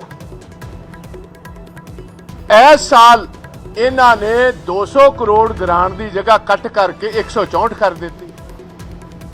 ਵਾਈਸ ਚਾਂਸਲਰ ਦਾ ਕਹਿਣਾ ਹੈ, ਪ੍ਰਤਾਪ ਸਿੰਘ ਬਾਜਵਾ ਦਾ ਕਹਿਣਾ ਨਹੀਂ, ਡਾਕਟਰ ਅਰਵਿੰਦ ਜੀ ਦਾ ਕਹਿਣਾ ਹੈ ਕਿ ਜੇ ਪੰਜਾਬੀ ਯੂਨੀਵਰਸਿਟੀ ਜਿਹੜੀ ਪੰਜਾਬ ਦੀ ਪੰਜਾਬੀ ਲੈਂਗੁਏਜ ਨੂੰ ਤੇ ਸਾਡੇ ਕਲਚਰ ਨੂੰ ਪ੍ਰੀਜ਼ਰਵ ਕਰਨ ਵਾਸਤੇ ਯੂਨੀਵਰਸਿਟੀ ਬਣੀ ਹੈ, ਜੇ ਸਹੀ ਮੈਨੇ ਸੁਧਿਰ ਹੈ ਨੇ ਆਪ ਵਾਲੇ, ਤੇ ਗ੍ਰਾਂਟ ਘੱਟ ਤੋਂ ਘੱਟ 164 ਤੋਂ 360 ਕਰੋੜ ਰੁਪਈਆ ਕਰ। ਅਦਰਵਾਈਜ਼ ਉਹਨਾਂ ਨੇ ਕਿਹਾ ਕਿ ਯੂਨੀਵਰਸਿਟੀ ਨਹੀਂ ਚੱਲ ਸਕਦੀ, ਯੂਨੀਵਰਸਿਟੀ ਬੰਦ ਹੋ ਜਾਏਗੀ। ਮੈਂ ਇੱਥੇ ਅੱਜ ਆਪ ਦੀ ਸਰਕਾਰ ਨੂੰ ਤੇ ਵਿਸ਼ੇਸ਼ ਤੌਰ ਚੀਮਾ ਸਾਹਿਬ ਨੂੰ, ਫਾਈਨੈਂਸ ਮਿਨਿਸਟਰ ਨੂੰ ਕਹਾਂਗਾ ਕਿ ਜਿਹੜਾ 750 ਕਰੋੜ ਪੰਜਾਬ ਦੇ ਟੈਕਸ ਪੇਅਰ ਦਾ ਪੈਸਾ ਤੁਸੀਂ ਮੀਡੀਆ ਦੇ ਵਿੱਚ ਫੁੱਲ ਪੇਜ ਐਡਸ ਦੇ ਕੇ 750 ਕਰੋੜ ਦਾ ਬਜਟ ਰੱਖਿਆ, ਮੇਰੀ ਪ੍ਰਪੋਜ਼ਲ ਹੋਏਗੀ ਜੇ ਤੁਸੀਂ ਪੰਜਾਬ ਨੂੰ ਇਨਸਾਫ ਦੇਣਾ ਚਾਹੁੰਦੇ ਹੋ, ਆਪਣੀ ਐਜੂਕੇਸ਼ਨ ਨੂੰ ਇਨਸਾਫ ਦੇਣਾ ਚਾਹੁੰਦੇ ਹੋ, ਜੇ ਨਾ ਯੂਨੀਵਰਸਿਟੀ ਨੂੰ ਬਚਾਉਣਾ ਚਾਹੁੰਦੇ ਹੋ, ਜੇ ਪੰਜਾਬੀ ਨੂੰ ਬਚਾਉਣਾ ਚਾਹੁੰਦੇ ਹੋ, ਜੇ ਆਪਣੇ ਕਲਚਰ ਨੂੰ ਬਚਾਉਣਾ ਚਾਹੁੰਦੇ ਹੋ, 750 ਕਰੋੜ ਸਾਰੇ ਦਾ ਸਾਰਾ ਬਜਟ ਕੱਟ ਕਰਕੇ ਇਹ ਤਿੰਨੋਂ ਹੀ ਯੂਨੀਵਰਸਿਟੀ ਜਿਹੜੀਆਂ ਸਾਡੀਆਂ ਉਹਨਾਂ ਨੂੰ ਦੇ ਦਿੱਤਾ ਜਾਏ, ਤੁਹਾਡੀ ਬੱਲੇ ਬੱਲੇ ਇਸੇ ਚ ਹੋ ਜਾਏਗੀ। ਸਾਰੇ ਇੰਡਸਟਰੀਅਲ ਕੈਪਟਨਸ ਵੱਲੋਂ ਤੁਸੀਂ ਵੇਖੋ, ਲੁਧਿਆਣਾ, ਜਲੰਧਰ, ਅੰਮ੍ਰਿਤਸਰ, ਪਟਿਆਲਾ, ਟੋਟਲ ਇੰਡਸਟਰੀ ਡਿਸਮੇਡ ਹੈ। ਉਹ ਕਹਿੰਦੇ ਸਾਨੂੰ ਚੁਆਨੀ ਇਹਦੇ ਚੋਂ ਨਹੀਂ ਲੱਭੀ, ਗਰੀਬ ਲੋਕਾਂ ਨੂੰ ਕੁਝ ਇਹਦੇ ਵਿੱਚੋਂ ਨਹੀਂ ਲੱਭਿਆ। ਬਿਜਲੀ ਦੇ ਬਿੱਲਾਂ ਦੀ ਇਹ ਗੱਲ ਜ਼ਰੂਰ ਕਰਦੇ ਨੇ, ਪਰ ਜਿਹੜਾ 22,000 ਕਰੋੜ ਰੁਪਏ ਦਾ ਸਬਸਿਡੀ ਹੈ PSPCL ਸਾਹਮਣੇ, ਸਾਨੂੰ ਇਹ ਖਦਸ਼ਾ ਅੱਜ ਹਰਪਾਲ ਚੀਮਾ ਜੀ ਇਸ ਗੱਲ ਨੂੰ ਕਲੀਅਰ ਕਰਨ ਕਿ ਪੰਜਾਬ ਦੀ ਕਿਸਾਨੀ ਨੂੰ, ਕੀ ਪੰਜਾਬ ਦੀ ਇੰਡਸਟਰੀ ਨੂੰ, ਕੀ ਸਾਡੇ ਜਿਹੜੇ ਡੋਮੈਸਟਿਕ ਕੰਜ਼ਿਊਮਰਸ ਨੇ ਪੰਜਾਬ ਦੇ, ਤੁਸੀਂ ਇੰਸ਼ੋਰ ਕਰੋਗੇ ਬਿਜਲੀ ਕੰਪਲੀਟ 24 ਘੰਟੇ ਬਿਜਲੀ। ਸਾਨੂੰ ਇਹ ਖਦਸ਼ਾ ਜਿਹੜੇ PSPCL ਦੇ ਇੰਜੀਨੀਅਰਸ ਨੇ, ਉਹਨਾਂ ਨੇ ਵੀ ਇਹ ਗੱਲ ਐਸੋਸੀਏਸ਼ਨ ਦੇ ਇੰਜੀਨੀਅਰਸ ਨੇ ਗੱਲ ਕਲੀਅਰ ਕੀਤੀ ਹੈ ਕਿ ਇਸ ਟਾਈਮ ਅਪ੍ਰੈਲ ਤੋਂ ਔਨਵਰਡਸ ਪੰਜਾਬ ਬਿਲਕੁਲ ਹਨੇਰੇ ਦੇ ਵਿੱਚ ਚਲਾ ਜਾਏਗਾ, ਬਿਜਲੀ ਇੱਥੋਂ ਕੱਟੀ ਜਾਏਗੀ, ਬਿਜਲੀ ਦੀ ਅਵੇਲੇਬਿਲਟੀ ਨਹੀਂ ਹੋਏਗੀ, ਹਾਹਾਕਾਰ ਮਚ ਜਾਏਗੀ। ਪੰਜਾਬ ਦਾ ਹਰ ਵਰਗ, ਭਾਵੇਂ ਅਨਇੰਪਲੋਇਡ ਨੇ, ਭਾਵੇਂ ਇੰਪਲੋਇਡ ਨੇ, ਭਾਵੇਂ ਸਾਡੀ ਇੰਡਸਟਰੀ ਹੈ, ਭਾਵੇਂ ਖੇਤ ਮਜ਼ਦੂਰ ਹੈ, ਭਾਵੇਂ ਕਿਸਾਨ ਹੈ, ਦੇ ਆਰ ਟੋਟਲੀ ਡਿਸਮੇਡ। ਕੋਈ ਕਿਸਾਨਾਂ ਵਾਸਤੇ ਚੀਜ਼ ਹੈ ਨਹੀਂ। ਜਿਹੜਾ ਕਹਿੰਦੇ 13,000 ਕਰੋੜ ਰੁਪਈਆ ਅਸੀਂ ਕਿਸਾਨੀ ਨੂੰ ਦੇ ਰਹੇ ਹਾਂ ਐਗਰੀਕਲਚਰ ਸੈਕਟਰ, ਉਹਦੇ ਚੋਂ 8,000 ਕਰੋੜ ਦੀ ਤੇ ਨਿਰੀ ਬਿਜਲੀ ਦੀ ਸਬਸਿਡੀ ਹੈ, ਉਹ ਜਿਹੜੀ ਆਲਰੇਡੀ ਚੱਲਦੀ ਆਈ ਹੈ ਡਿਵਰਸਿਫਿਕੇਸ਼ਨ ਵਾਸਤੇ। ਐਂਡ ਸਾਰਿਆਂ ਨੂੰ ਵੱਡੀ ਗੱਲ ਹੈ, ਜਿਹੜੇ ਪਾਣੀ ਦਾ ਲੈਵਲ ਅਲਾਰਮਿੰਗਲੀ ਫਾਲ ਕਰ ਰਿਹਾ ਪੰਜਾਬ, ਉਹਦੇ ਵੱਲ ਇਸ ਗਵਰਨਮੈਂਟ ਦਾ ਧਿਆਨ ਹੀ ਕੋਈ ਨਹੀਂ। ਮੈਂ ਤੇ ਇਹਨਾਂ ਨੂੰ ਰਾਏ ਦਊਂਗਾ, ਕੁਝ ਪੈਸਾ ਬਾਕੀ ਕੰਮਾਂ ਵਿੱਚੋਂ ਕੱਢੋ। ਮੈਂ ਵਿਸ਼ੇਸ਼ ਤੌਰ ਨਹੀਂ ਇਹਨਾਂ ਨੂੰ ਦੱਸਣਾ ਚਾਹੁੰਦਾ ਕਿੱਥੋਂ ਕੱਢੋ, ਕੱਢ ਕੇ ਪੰਜਾਬ ਦਾ ਡਿੱਗਦਾ ਹੋਇਆ ਪਾਣੀ ਜਿਹੜਾ ਇਹਨੂੰ ਰੋਕਣ ਵਾਸਤੇ ਇਹਦਾ ਪ੍ਰਵਿਧਾਨ ਕੀਤਾ ਜਾਏ। ਕੱਲ ਦਾ ਜਿਹੜਾ ਸੈਸ਼ਨ ਸੀਗਾ, ਬਜਟ ਸੈਸ਼ਨ, ਜਿਹਦੇ ਤੋਂ ਬਹੁਤ ਸਾਰੀਆਂ ਉਮੀਦਾਂ ਸੀ ਕਿ ਅੱਜ ਬਜਟ ਆ ਰਿਹਾ ਹੈ, ਮੈਨੂੰ ਇੰਜ ਲੱਗ ਰਿਹਾ ਸੀ ਪਿਛਲੀ ਵਾਰੀ ਤਾਂ ਕਾਫੀ ਵੱਡਾ ਡਰਾਮਾ ਕੀਤਾ ਸੀ, ਲੋਕਾਂ ਤੋਂ ਪੁੱਛ ਕੇ ਸਵਾਲ ਆਪਦੇ ਰੱਖੇ ਸੀ, ਲੇਕਿਨ ਮੈਨੂੰ ਇੰਜ ਲੱਗਿਆ ਇਸ ਬਜਟ ਤੋਂ ਕਿ ਇਹ ਫਾਈਨਾਂਸ ਮਿਨਿਸਟਰ ਦਾ ਬਜਟ ਨਹੀਂ ਹੈ। ਸੌਰੀ ਟੂ ਸੇ ਦੈਟ ਇਹ ਬਿਊਰੋਕਰੇਟਸ ਜਿਵੇਂ ਕੋਈ ਦੁਕਾਨ, ਆੜਤ ਦੀ ਦੁਕਾਨ ਦਾ ਮਨੀਮ ਹਿਸਾਬ ਕਿਤਾਬ ਬਣਾ ਕੇ ਦਿੰਦਾ ਹੈ, ਇਸ ਤਰ੍ਹਾਂ ਦਾ ਬਜਟ ਪੇਸ਼ ਹੋਇਆ। ਤੇ ਸਾਰਾ ਅਸੀਂ 2 ਘੰਟੇ ਤਕਰੀਬਨ ਉਹ ਬਜਟ ਸੁਣਿਆ, ਜਿਹਦੇ ਵਿੱਚ ਸਾਨੂੰ ਕੱਖ ਲੱਭਿਆ ਨਹੀਂ। ਤੁਸੀਂ ਦੇਖਿਆ ਹੀ ਹੋਣਾ ਹੈ ਕਿ 31,000 ਕਰੋੜ ਰੁਪਏ ਦਾ ਕਰਜ਼ ਜਿਹੜਾ ਸਰਕਾਰ ਨੇ ਸਿਰ ਚੜਾਤਾ ਤੇ 35,000 ਕਰੋੜ ਰੁਪਏ ਦੀ ਤਜਵੀਜ਼ ਰੱਖਤੀ, ਜਾਣੀ ਕਿ ਤਕਰੀਬਨ 2 ਸਾਲਾਂ 66,000 ਕਰੋੜ ਰੁਪਇਆ ਕਰਜ਼ ਲੈਣਾ ਇਹਨਾਂ ਨੇ ਆਖਿਆ ਕਰਜ਼ਾ ਲੈਣਾ ਸੀ। 5 ਸਾਲ ਸਾਡੀ ਸਰਕਾਰ ਰਹੀ, ਅਸੀਂ 5 ਸਾਲਾਂ 'ਚ 73,000 ਕਰੋੜ ਰੁਪਏ ਦਾ ਕਰਜ਼ ਲਿਆ। 75,000 ਕਰੋੜ ਰੁਪਏ ਦਾ 73,000 ਕਰੋੜ ਦਾ ਕਰਜ਼ ਲਿਆ ਤੇ ਜੇ ਇਹ ਹਾਲਾਤ ਚੱਲਦੇ ਰਹੇ ਤਾਂ ਮੇਰਾ ਖਿਆਲ ਇਹ ਟੀਚਾ 2 ਸਾਲਾਂ 'ਚ ਹੀ ਪੂਰਾ ਕਰ ਦੇਣਗੇ। ਸੋ ਅੱਜ ਕਿਸੇ ਪ੍ਰਕਾਰ ਦਾ केजरीवाल साहब कहते सी यूं ही बजट से मैं 30,000 करोड़ रुपया जो करप्शन होती है बचा लूंगा, यूं ही हम रेत से तुसी लोगों ने सवाल किए सी कि जेडे तुसी 2500 रुपया पेंशन देने की गल कर रहे हो, जेडे तुसी मुलाजमां नूं पक्का करन दी गल कर रहे हो, जेड़ा 1000 रुपया तुसी गरीब औरतां नूं देने की गल कर रहे हो, वो किद्दां करोगे? थोड़े को पैसा कित्थों लिआंगे? उन्होंने कहा यूं ही 56,000 करोड़ तो ये पड़ा है। जब रेत दा वेरवा दिता, हालांकि ਉਹਦੇ ਵਿੱਚ ਅੰਕੜੇ ਨਹੀਂ ਪੇਸ਼ ਕੀਤੇ ਗਏ ਬਜਟ ਦੇ ਵਿੱਚ ਕਿ ਕੀ ਸਾਨੂੰ ਰੈਵਨਿਊ ਆਇਆ ਜਾਂ ਕੀ ਆਏਗਾ, ਉਹਦੇ ਵਿੱਚ ਕੇਵਲ 120 ਕਰੋੜ ਤੇ 150 ਕਰੋੜ ਤੱਕ ਜਿਹੜਾ ਹੁਣ ਤੱਕ ਦਾ ਰੈਵਨਿਊ ਇੱਕ ਸਾਲ ਦੇ ਵਿੱਚ ਆਇਆ। ਜਿਹੜੇ ਕਹਿੰਦੇ ਸੀ 20,000 ਕਰੋੜ ਰੁਪਏ ਲੈ ਕੇ ਆਵਾਂਗੇ ਤੇ ਜਿਹੜੇ 30,000 ਕਰੋੜ ਰੁਪਏ ਦੀ ਗੱਲ ਕਰਦੇ ਸੀ ਕਿ ਬਜਟ ਚੋਂ ਹੀ ਅਸੀਂ ਬਜਟ ਬਣਾਉਣ ਵੇਲੇ ਹੀ ਜਿਹੜੀਆਂ ਬੇਨਾਮੀ ਤੇ ਕਰਪਸ਼ਨ ਹੁੰਦੀ ਹੈ ਫालतू ਦੀ, ਉਹ 30,000 ਕਰੋੜ ਰੁਪਏ ਬਚਾ ਲਾਂਗੇ। ਉਹਦੇ ਤੇ 31,000 ਕਰੋੜ ਰੁਪਏ ਤੁਸੀਂ ਕਰ। ਕੋਈ ਕਿਸੇ ਪ੍ਰਕਾਰ ਦਾ ਇਨਕਲਾਬ ਤਾਂ ਐਜੂਕੇਸ਼ਨ ਸੈਕਟਰ ਦੇ ਹਜੇ ਤੱਕ ਆਇਆ ਨਹੀਂ। ਆਈ ਮੀਨ ਸਕੂਲਸ ਦੀ ਗੱਲ ਕਰਦੇ ਆ, ਮੈਨੂੰ ਦੱਸ ਦਿਓ ਕੋਈ ਇੱਕ ਪੰਜਾਬ ਦੇ ਵਿੱਚ ਹਜੇ ਤੱਕ ਸਕੂਲ ਦਾ ਨਿਰਮਾਣ ਸ਼ੁਰੂ ਹੋਇਆ ਹੋਵੇ ਸਾਲ ਦੇ ਵਿੱਚ। 16 ਮੈਡੀਕਲ ਕਾਲਜ ਦੀ ਗੱਲ ਕੀਤੀ ਸੀ ਤੁਸੀਂ ਕਿ ਅਸੀਂ 16 ਮੈਡੀਕਲ ਕਾਲਜ ਬਣਾ ਦੇਾਂਗੇ, ਸ਼ੁਰੂ ਕਰਾਂਗੇ, ਲੇਕਿਨ ਉਹਦੇ ਵਿੱਚੋਂ ਇੱਕ ਵੀ ਨਹੀਂ ਹੋਇਆ ਤੇ 4 ਮੈਡੀਕਲ ਕਾਲਜ ਦਾ ਐਲਾਨ ਕੀਤਾ ਜਿਹਦੇ ਵਿੱਚੋਂ ਬਜਟ ਦੇ ਵਿੱਚ ਕੇਵਲ 2 ਮੈਡੀਕਲ ਕਾਲਜਸ ਵਾਸਤੇ ਪੈਸਾ ਰੱਖਿਆ ਗਿਆ ਹੈ। ਔਰ ਸਭ ਤੋਂ ਪੁਖਤਾ ਤੇ ਇੰਪੋਰਟੈਂਟ ਗੱਲ, ਪੰਜਾਬੀ ਯੂਨੀਵਰਸਿਟੀ ਦੇ ਵੀਸੀ ਨੇ ਕਿਹਾ ਹੈ, ਉਹਨਾਂ ਨੇ ਟੈਗ ਕੀਤਾ ਹੈ ਟਵਿੱਟਰ ਤੇ, ਵਾਟ ਹੀ ਸੈਡ ਕਿ ਮੈਂ ਸਟੂਡੈਂਟਸ ਨੂੰ ਬੇਨਤੀ ਕਰਦਾ, ਮੁੱਖ ਮੰਤਰੀ ਨੂੰ ਬੇਨਤੀ ਕਰਦਾ ਕਿ ਆਓ ਤੁਸੀਂ ਅੱਗੇ ਲੱਗ ਕੇ ਸਾਡੀ ਆਵਾਜ਼ ਬੁਲੰਦ ਕਰੋ, ਨਹੀਂ ਤਾਂ ਪੰਜਾਬੀ ਯੂਨੀਵਰਸਿਟੀ ਹੁਣ ਤਾੜੀਆਂ ਅੰਦਰ ਤਾਂ ਮੈਂ ਪਹਿਲਾਂ ਵੀ ਕਿਹਾ ਸੀ ਕਿ ਇਧਰਲੇ ਬੈਂਚ ਤਾੜੀਆਂ ਬਹੁਤ ਮਾਰਦੇ ਆ। ਯੂਨੀਵਰਸਿਟੀ ਦਾ ਵੀਸੀ ਕਦੇ ਨਹੀਂ ਹੋਇਆ ਮਗਰਲੇ ਰਿਕਾਰਡ ਦੇ ਵਿੱਚ 5 ਸਾਲਾਂ 'ਚ ਜਿਹੜਾ ਯੂਨੀਵਰਸਿਟੀ ਦਾ ਵੀਸੀ ਹੋਵੇ ਉਹ ਇਹ ਗੱਲ ਕਵੇ ਖੁਦ ਬਾਹਰ ਆ ਕੇ ਕਿ ਜਿਹੜਾ ਬਜਟ ਹੈ ਸਾਡੇ ਵਾਸਤੇ ਜਿਹੜਾ ਹਾਇਰ ਐਜੂਕੇਸ਼ਨ ਵਾਸਤੇ ਰੱਖਿਆ ਹੈ ਬਿਲਕੁਲ ਇਹਦੇ ਨਾਲ ਸਾਨੂੰ ਕੋਈ ਫਾਇਦਾ ਹੋਣ ਵਾਲਾ ਨਹੀਂ। ਆਉਣ ਵਾਲੇ ਦਿਨਾਂ 'ਚ ਪੰਜਾਬੀ ਯੂਨੀਵਰਸਿਟੀ ਬੰਦ ਹੋ ਸਕਦੀ ਹੈ। ਤਾਂ ਬਜਟ ਨੂੰ ਲੈ ਕੇ ਤਾਂ ਕਾਂਗਰਸ ਨੇ ਸਵਾਲ ਚੁੱਕੇ ਹੀ ਨੇ, ਲੇਕਿਨ ਕਾਂਗਰਸ ਨੇ ਹੁਣ ਸੈਸ਼ਨ ਤੋਂ ਬਾਅਦ ਹਾਈ ਕੋਰਟ ਜਾਣ ਦੀ ਵੀ ਤਿਆਰੀ ਕਰ ਲਈ ਹੈ। ਵਿਧਾਨ ਸਭਾ ਦੀ ਲਾਈਵ ਸਟ੍ਰੀਮਿੰਗ ਨੂੰ ਲੈ ਕੇ ਕਾਂਗਰਸ ਨੇ ਸਵਾਲ ਚੁੱਕੇ ਨੇ। ਪ੍ਰਤਾਪ ਸਿੰਘ ਬਾਜਵਾ ਵਿਰੋਧੀ ਧਿਰ ਦੇ ਆਗੂ ਕਹਿ ਰਹੇ ਨੇ ਕਿ ਲਾਈਵ ਸਟ੍ਰੀਮਿੰਗ 'ਚ ਕਾਂਗਰਸ ਦੇ ਜਾਂ ਵਿਰੋਧੀ ਧਿਰ ਦੇ ਹੋਰ ਜਿਹੜੇ ਆਗੂ ਨੇ ਉਹਨਾਂ ਨੂੰ ਵਿਖਾਇਆ ਹੀ ਨਹੀਂ ਜਾਂਦਾ, ਵਿਰੋਧੀ ਧਿਰ ਦੇ ਜੋ ਐਮਐਲਏ ਨੇ ਉਹਨਾਂ ਨੂੰ ਦਿਖਾਇਆ ਹੀ ਨਹੀਂ ਜਾਂਦਾ। ਸਦਨ ਦੇ ਅੰਦਰ ਕੈਮਰੇ ਦਾ ਫੋਕਸ ਸੀਐਮ, ਮੰਤਰੀਆਂ ਤੇ ਆਮ ਆਦਮੀ ਪਾਰਟੀ ਦੇ ਵਿਧਾਇਕਾਂ ਤੇ ਹੁੰਦਾ ਹੈ, ਉਹਨਾਂ ਦਾ ਚਿਹਰਾ ਫੋਕਸਡ ਹੁੰਦਾ ਹੈ, ਕਲੋਜ਼-ਅਪ ਕਰਕੇ ਦਿਖਾਇਆ ਜਾਂਦਾ ਹੈ। ਲੇਕਿਨ ਜਦੋਂ ਕੋਈ ਵਿਰੋਧੀ ਬੋਲ ਰਿਹਾ ਹੋਵੇ ਤਾਂ ਪਤਾ ਹੀ ਨਹੀਂ ਲੱਗਦਾ ਕਿ ਬੋਲ ਕੌਣ ਰਿਹਾ ਹੈ। ਸਾਰੇ ਹੀ ਵਿਰੋਧੀਆਂ ਦੇ ਉੱਤੇ ਕੈਮਰਾ ਜਾਂਦਾ ਹੈ, ਕੋਈ ਪਤਾ ਨਹੀਂ ਲੱਗਦਾ ਕਿ ਕੌਣ ਬੋਲ ਰਿਹਾ ਹੈ। ਸਿਰਫ ਆਮ ਆਦਮੀ ਪਾਰਟੀ ਦੇ ਵਿਧਾਇਕਾਂ ਨੂੰ ਲਾਈਵ ਸਟ੍ਰੀਮਿੰਗ 'ਚ ਦਿਖਾਇਆ ਜਾ ਰਿਹਾ ਹੈ। ਜਾਂ ਤਾਂ ਸਾਰਿਆਂ ਨੂੰ ਦਿਖਾਓ ਜਾਂ ਫਿਰ ਕੈਮਰੇ ਬੰਦ ਕਰ ਦਿਓ। ਕਾਂਗਰਸ ਨੇ ਇਸ ਤੇ ਸਵਾਲ ਚੁੱਕੇ ਨੇ। ਪ੍ਰਤਾਪ ਸਿੰਘ ਬਾਜਵਾ ਨੇ ਸੈਸ਼ਨ ਦੇ ਦੌਰਾਨ ਵੀ ਇਸ ਦੇ ਉੱਤੇ ਸਵਾਲ ਖੜੇ ਕੀਤੇ ਸੀ। ਸਪੀਕਰ ਨੂੰ ਕਿਹਾ ਸੀ ਕਿ ਇਸ ਦੇ ਵਿੱਚ ਇਸ ਨੂੰ ਸਟ੍ਰੀਮਲਾਈਨ ਕਰੋ ਕਿ ਸਾਰੇ ਜਿਹੜੇ ਵਿਧਾਇਕ ਨੇ ਉਹ ਨਜ਼ਰ ਆਉਣ। ਸੈਸ਼ਨ ਦੇ ਅੰਦਰ ਵੀ ਉਹਨਾਂ ਦੇ ਵੱਲੋਂ ਇਹ ਸਵਾਲ ਖੜੇ ਕੀਤੇ ਗਏ ਸੀ ਤੇ ਹੁਣ ਹਾਈ ਕੋਰਟ ਜਾਣ ਦੀ ਕਾਂਗਰਸ ਤਿਆਰੀ ਕਰ ਰਹੀ ਹੈ। ਤੇ ਦਿਨ ਅਸੀਂ ਹਾਈ ਕੋਰਟ ਦੇ ਵਿੱਚ ਇਸ ਸੈਸ਼ਨ ਤੋਂ ਬਾਅਦ ਜਾ ਰਹੇ ਹਾਂ। I have already engaged a lawyer. ਜਿਹੜਾ ਇਹਨਾਂ ਨੇ ਅੰਦਰ ਟੈਲੀਵਿਜ਼ਨ ਲਾਇਆ ਉੱਥੇ ਬਕਾਇਦਾ ਤੌਰ ਸਾਰੀ ਆਪੋਜੀਸ਼ਨ ਨੂੰ ਕੋਈ ਸਾਡਾ ਚਿਹਰਾ ਮੋਹਰਾ ਨਜ਼ਰ ਨਹੀਂ ਆਉਂਦਾ, ਇੱਕ ਆਵਾਜ਼ ਆਉਂਦੀ ਹੈ ਜਾਂ ਬੈਕਗ੍ਰਾਉਂਡ 'ਚੋਂ ਆਵਾਜ਼ ਆ ਰਹੀ ਹੁੰਦੀ। ਇਹਨਾਂ ਤੇ ਸਾਰਾ ਕੈਮਰਾ ਫੋਕਸ ਚੀਫ ਮਿਨਿਸਟਰ ਤੇ ਇਹਨਾਂ ਦੇ ਐਮਐਲਏ ਤੇ ਹੁੰਦਾ। ਆਪੋਜੀਸ਼ਨ ਜਦੋਂ ਬੋਲਦੀ ਹੈ ਲੋਕਾਂ ਨੂੰ ਕੰਨ ਲਾ ਕੇ ਸੁਣਨਾ ਪੈਂਦਾ ਕਿ ਕਹਿ ਕੀ ਰਹੇ ਨੇ, ਦੂਰਬੀਨ ਲਾ ਕੇ ਵੇਖਣਾ ਪੈਂਦਾ ਕਿ ਬੋਲ ਕੌਣ ਰਿਹਾ, ਦੂਰਬੀਨ ਲਾ ਕੇ ਵੇਖਣਾ ਪੈਂਦਾ। ਇਹਨਾਂ ਦੇ ਹਸੀਨ ਚਿਹਰੇ ਜਿਹੜੇ ਨੇ ਸਾਫ਼ ਨਜ਼ਰ ਆਉਂਦੇ। ਇਹ ਮੈਨੂੰ ਦੱਸੋ, ਇਸ ਕਿਸਮ ਦਾ ਜਿਹੜਾ ਹੈ ਪਾਰਲੀਮੈਂਟ 'ਚ ਵੀ ਚੱਲਦਾ, ਕਿਤੇ ਵੀ ਇਸ ਕਿਸਮ ਦਾ ਬਰਾਬਰ ਸਾਰਿਆਂ ਨੂੰ ਵਿਖਾਇਆ ਜਾਂਦਾ।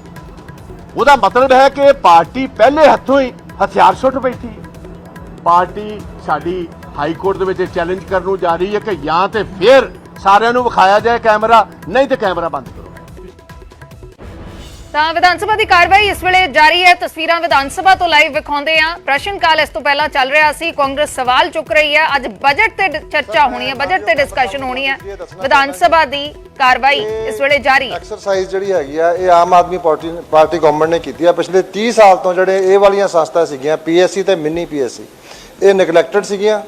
ਹਾਲਤ ਇਹ ਸੀਗੀ ਕਿ ਇਹਨਾਂ ਦੇ ਵਿੱਚੋਂ ਜਦੋਂ ਅਸੀਂ ਇਹਨਾਂ ਦਾ ਇੱਕ ਮਤਲਬ ਐਨਾਲਿਸਿਸ ਕਰਾਇਆ ਜੀ, ਆਡਿਟ ਕਰਾਇਆ, ਟੈਕਨੀਕਲ ਆਡਿਟ, ਤੇ ਇਹਦੇ 'ਚ 421 ਸੀਗੀਆਂ ਜੀ। 318 ਇਮਾਰਤਾਂ ਦੀ ਰਿਪੇਅਰ ਵੀ ਹੋ ਚੁੱਕੀ ਆ ਜਿੱਥੇ ਅਸੀਂ ਆਮ ਆਦਮੀ ਕਲੀਨਿਕ ਬਣਾਏ ਆ ਜੀ। ਉਹ ਨਵੀਂ ਬਿਲਡਿੰਗ ਨੂੰ ਜਿਹੜਾ ਹੈਗਾ ਅਪਗ੍ਰੇਡ ਕਰਕੇ ਉੱਥੇ ਡਾਕਟਰ ਟੈਸਟਿੰਗ ਔਰ ਜਿਹੜਾ ਦਵਾਈ ਦਾ ਸ਼ੁਰੂ ਹੋ ਚੁੱਕਿਆ ਜੀ। ਸਰ 51 ਬਿਲਡਿੰਗ ਇਹੋ ਜਿਹੀਆਂ ਸੀ ਜਿਸ ਤਰ੍ਹਾਂ ਇਹਨਾਂ ਨੇ ਐਮਸੀਐਚ ਸੈਂਟਰ ਦਾ ਕਿਹਾ ਜਿਹੜੀਆਂ ਡਿੱਗਣ ਵਾਲੀਆਂ ਸੀਗੀਆਂ ਜੀ। ਉਹਦੇ ਵਿੱਚ ਮੇਜਰ ਰਿਪੇਅਰ ਚਾਹੀਦੀ ਸੀ, ਅਨਸੇਫ ਬਿਲਡਿੰਗ ਸੀਗੀਆਂ, ਉਹਨਾਂ ਦੀ ਰਿਪੇਅਰ ਚੱਲਦੀ ਪਈ ਹੈ ਜੀ। ਇਹਨਾਂ ਨੂੰ ਇਸੇ ਸਾਲ ਦੇ ਵਿੱਚ ਮੁਕੰਮਲ ਕਰ ਲਿਆ ਜਾਊਗਾ ਜੀ। ਸੋ ਜਿੰਨੀਆਂ ਸਾਰੀਆਂ ਮਿੰਨੀ ਪੀਐਸਸੀ ਔਰ ਪੀਐਸਸੀ ਇਹਨਾਂ ਨੂੰ ਸਾਰਿਆਂ ਨੂੰ ਅਪਗ੍ਰੇਡ ਕਰਤਾ ਜਾਊਗਾ। ਮੈਂ ਫਿਰ ਰਿਪੀਟ ਕਰਦਾ ਜੀ, ਇਸ ਵਾਰੀ ਚੀਮਾ ਸਾਹਿਬ ਨੇ ਇੱਕ ਡੈਡੀਕੇਟਡ ਬਜਟ ਦਿੱਤਾ ਇਹਨਾਂ ਦੀ ਰਿਪੇਅਰ ਵਾਸਤੇ। ਤੁਹਾਡੀਆਂ ਜਿੰਨੀਆਂ ਪੀਐਸਸੀ ਮਿੰਨੀ ਪੀਐਸਸੀ ਸਾਰਿਆਂ ਦੀ ਰਿਪੇਅਰ ਕਰਾ ਦਾਂਗੇ। ਥੈਂਕ ਯੂ ਜੀ। ਗੁਰਲਾਲ ਜੀ ਹਰਪਾਲਪੁਰ ਨੂੰ ਕਰ ਦਿਓਗੇ ਜੀ? ਉਹ ਹੋ ਗਿਆ ਜੀ, ਬੈਠੋ। ਧੰਨਵਾਦ ਜੀ, ਬਹੁਤ ਬਹੁਤ। ਸਰਦਾਰ ਸੁਖਵਿੰਦਰ ਸਿੰਘ ਸਰਕਾਰੀਆ, ਸਰਦਾਰ ਪ੍ਰਤਾਪ ਸਿੰਘ ਬਾਜਵਾ। 318 ਸਰ। ਮਾਨਯੋਗ ਮੁੱਖ ਮੰਤਰੀ ਜਵਾਬ ਸ਼੍ਰੀ ਗੁਰਮੀਤ ਸਿੰਘ ਮੀਠੇਰ ਮੰਤਰੀ ਦੇਣਗੇ ਜੀ। ਸਰ ਮੈਂਬਰ ਸਾਹਿਬ ਨੂੰ ਜਿਹੜਾ ਰਿਟਨ ਜਵਾਬ ਹੈ ਸਰ ਇਹਦਾ ਰਿਪਲਾਈ ਜਾ ਚੁੱਕਿਆ। ਮੈਂ ਲੀਡਰ ਆਫ ਆਪੋਜੀਸ਼ਨ ਜੀ ਨੂੰ ਬੇਨਤੀ ਕਰੂੰਗਾ ਜੀ। ਮਿਨਿਸਟਰ ਸਾਹਿਬ ਨੂੰ ਮੈਂ ਕਹਿਣਾ ਚਾਹੁੰਦਾ ਕਿ ਇਹ ਇੱਕ ਬੜੀ ਇੰਪੋਰਟੈਂਟ ਆਰਗੇਨਾਈਜੇਸ਼ਨ ਹੈ ਹੋਮਗਾਰਡਸ ਦੀ। 11,000 ਇਹਨਾਂ ਕੋ ਇੰਪਲੋਈਜ਼ ਨੇ ਜਿਹੜੇ ਕਈ ਸਾਲਾਂ ਤੋਂ ਕੰਮ ਕਰ ਰਹੇ ਨੇ। ਐਂਡ ਸਾਰਿਆਂ ਨੂੰ ਵੱਡੀ ਗੱਲ ਹੈ ਕਿ ਹੋਮਗਾਰਡਸ ਨੇ ਜਿਸ ਤਰ੍ਹਾਂ ਪੁਲਿਸ ਪਰਫਾਰਮ ਕਰਦੀ ਰਹੀ ਹੈ ਜਦੋਂ ਅੱਤਵਾਦ ਦਾ ਸੀ ਟਾਈਮ 80 90 ਦਾ ਦਹਾਕਾ, ਇਹਨਾਂ ਨੇ ਉਨੀ ਹੀ ਸੰਜੀਦਗੀ ਦੇ ਨਾਲ ਕੰਮ ਕੀਤਾ ਜਾਂ ਪੰਜਾਬ ਪੁਲਿਸ ਨੇ ਕੀਤਾ। ਹੁਣ ਇਹਦੇ ਵਿੱਚ ਦੋ ਕਿਸਮ ਦੇ ਹੋਮਗਾਰਡਸ ਦੇ ਵਿੱਚ ਐਸਟੈਬਲਿਸ਼ਮੈਂਟ, ਇੱਕ ਰੈਗੂਲਰ, ਇੱਕ ਵੋਲੰਟੀਅਰਸ ਨੇ। ਰੈਗੂਲਰ ਇਹਨਾਂ ਕੋਲ 406 ਰੈਗੂਲਰ ਆਫੀਸਰਸ ਨੇ ਤੇ 11,000 ਦੂਸਰੇ EMPLOYEES ਨੇ। ਮੇਰਾ ਬੇਸਿਕਲੀ ਕਹਿਣ ਦਾ ਪਰਪਸ ਇਹ ਹੈ ਕਿ ਗਵਰਨਮੈਂਟ ਜਦੋਂ ਕੰਟਰੈਕਚੁਅਲ ਲੇਬਰ ਜਿਹੜਾ 10 ਸਾਲ ਕੰਮ ਕੀਤਾ ਉਹਨਾਂ ਨੂੰ ਪੱਕਿਆ ਕਰ ਰਹੀ। ਇਹ 11,000 EMPLOYEES ਨੇ, ਤੁਹਾਡੇ ਆਪਣੇ ਨੇ, ਔਖੀ ਘੜੀ ਵਿੱਚ ਕੰਮ ਕੀਤਾ। ਇਹਨਾਂ ਸਾਰੀ ਆਰਗੇਨਾਈਜੇਸ਼ਨ ਨੂੰ ਵੀ ਮੈਂ ਚਾਹਾਂਗਾ ਕਿ ਇਹਨਾਂ ਨੂੰ ਰੈਗੂਲਰ ਕੀਤਾ ਜਾਏ ਸੋ ਦੈਟ ਜਿਸ ਤਰ੍ਹਾਂ ਬਾਕੀਆਂ ਨੂੰ ਬਾਅਦ ਦੇ ਵਿੱਚ ਪੈਨਸ਼ਨ ਮਿਲਦੀ, ਇਹਨਾਂ ਨਾਲ ਵੀ ਜ਼ਰੂਰ ਇਹ ਜਿਹੜਾ ਬੜਾ ਲੰਬਾ ਵਿਤਕਰਾ ਹੈ ਇਹਨੂੰ ਤੁਸੀਂ ਦੂਰ ਕਰਵਾਓ। ਮੈਂ ਤੁਹਾਡੇ ਕੋਲ ਮਿਨਿਸਟਰ ਸਾਹਿਬ ਕੋਲ ਇਹਦੀ ਅਸ਼ੋਰੈਂਸ ਚਾਹੁੰਦਾ ਕਿ ਕੀ ਇਜ਼ ਇਟ ਪੋਸੀਬਲ ਅੰਡਰ ਤੁਹਾਡੇ ਸੰਗਿਆਨ 'ਚ ਹੈ ਜੀ? ਮੰਤਰੀ ਜੀ। ਸਪੀਕਰ ਸਾਹਿਬ ਮੈਂ ਲੀਡਰ ਆਫ ਆਪੋਜੀਸ਼ਨ ਨੂੰ ਦੱਸਣਾ ਚਾਹਣਾ ਕਿ ਸਰ ਇਹਨਾਂ ਦੀ ਜਿਹੜੀ ਭਰਤੀ ਹੈ ਜਿਹੜਾ 1947 ਦਾ ਜਿਹੜਾ ਹੋਮਗਾਰਡ ਦਾ ਐਕਟ ਹੈ ਉਹਦੇ ਰਾਹੀਂ ਕੀਤੀ ਜਾਂਦੀ ਹੈ ਤੇ ਵਲੰਟੀਅਰ ਕਿਸਮ ਦੀ ਸਾਰੇ ਭਰਤੀ ਹੈ। ਤੇ ਸਰ ਅੱਤਵਾਦ ਵੇਲੇ ਜਿਹੜੀ ਇਹ ਭਰਤੀ ਹੈ ਜਿਹੜੀ ਉਹ ਕੀਤੀ ਗਈ ਤੇ ਉਸ ਤੋਂ ਬਾਅਦ ਇਹ ਸਰ 94 ਦੇ ਵਿੱਚ ਇਹਨੂੰ ਡਾਈਂਗ ਕਾਡਰ ਜਿਹੜਾ ਉਹ ਬਣਾ ਦਿੱਤਾ ਗਿਆ ਕਿ ਇਹਦੇ ਵਿੱਚ ਫਰਦਰ ਜਿਹੜੀ ਭਰਤੀ ਹੈ ਉਹ ਨਹੀਂ ਹੋਊਗੀ। ਤੇ ਸਰ ਮੈਂ ਪਿਛਲੇ ਦਿਨੀ ਜਦੋਂ ਕੱਚੇ ਮੁਲਾਜ਼ਮ, ਕਿਉਂਕਿ ਲੀਡਰ ਆਫ ਆਪੋਜੀਸ਼ਨ ਜ਼ਿਕਰ ਕੀਤਾ ਕਿ ਤੁਸੀਂ ਇਹਨਾਂ ਨੂੰ ਵੀ ਪੱਕੇ ਜਾਂ ਇਹਨਾਂ ਦੀ ਪੈਨਸ਼ਨ ਦੀ ਕੋਈ ਤਜਵੀਜ਼, ਜੋ ਸਰ ਕਮੇਟੀ ਬਣੀ ਮੈਂ ਵੀ ਉਹਦਾ ਮੈਂਬਰ ਸੀ, ਹਰਜੋਤ ਬੈਂਸ ਜੀ ਮੈਂਬਰ ਸੀ, ਵਿੱਤ ਮੰਤਰੀ ਸਾਹਿਬ ਉਹਦੇ ਮੈਂਬਰ ਨੇ।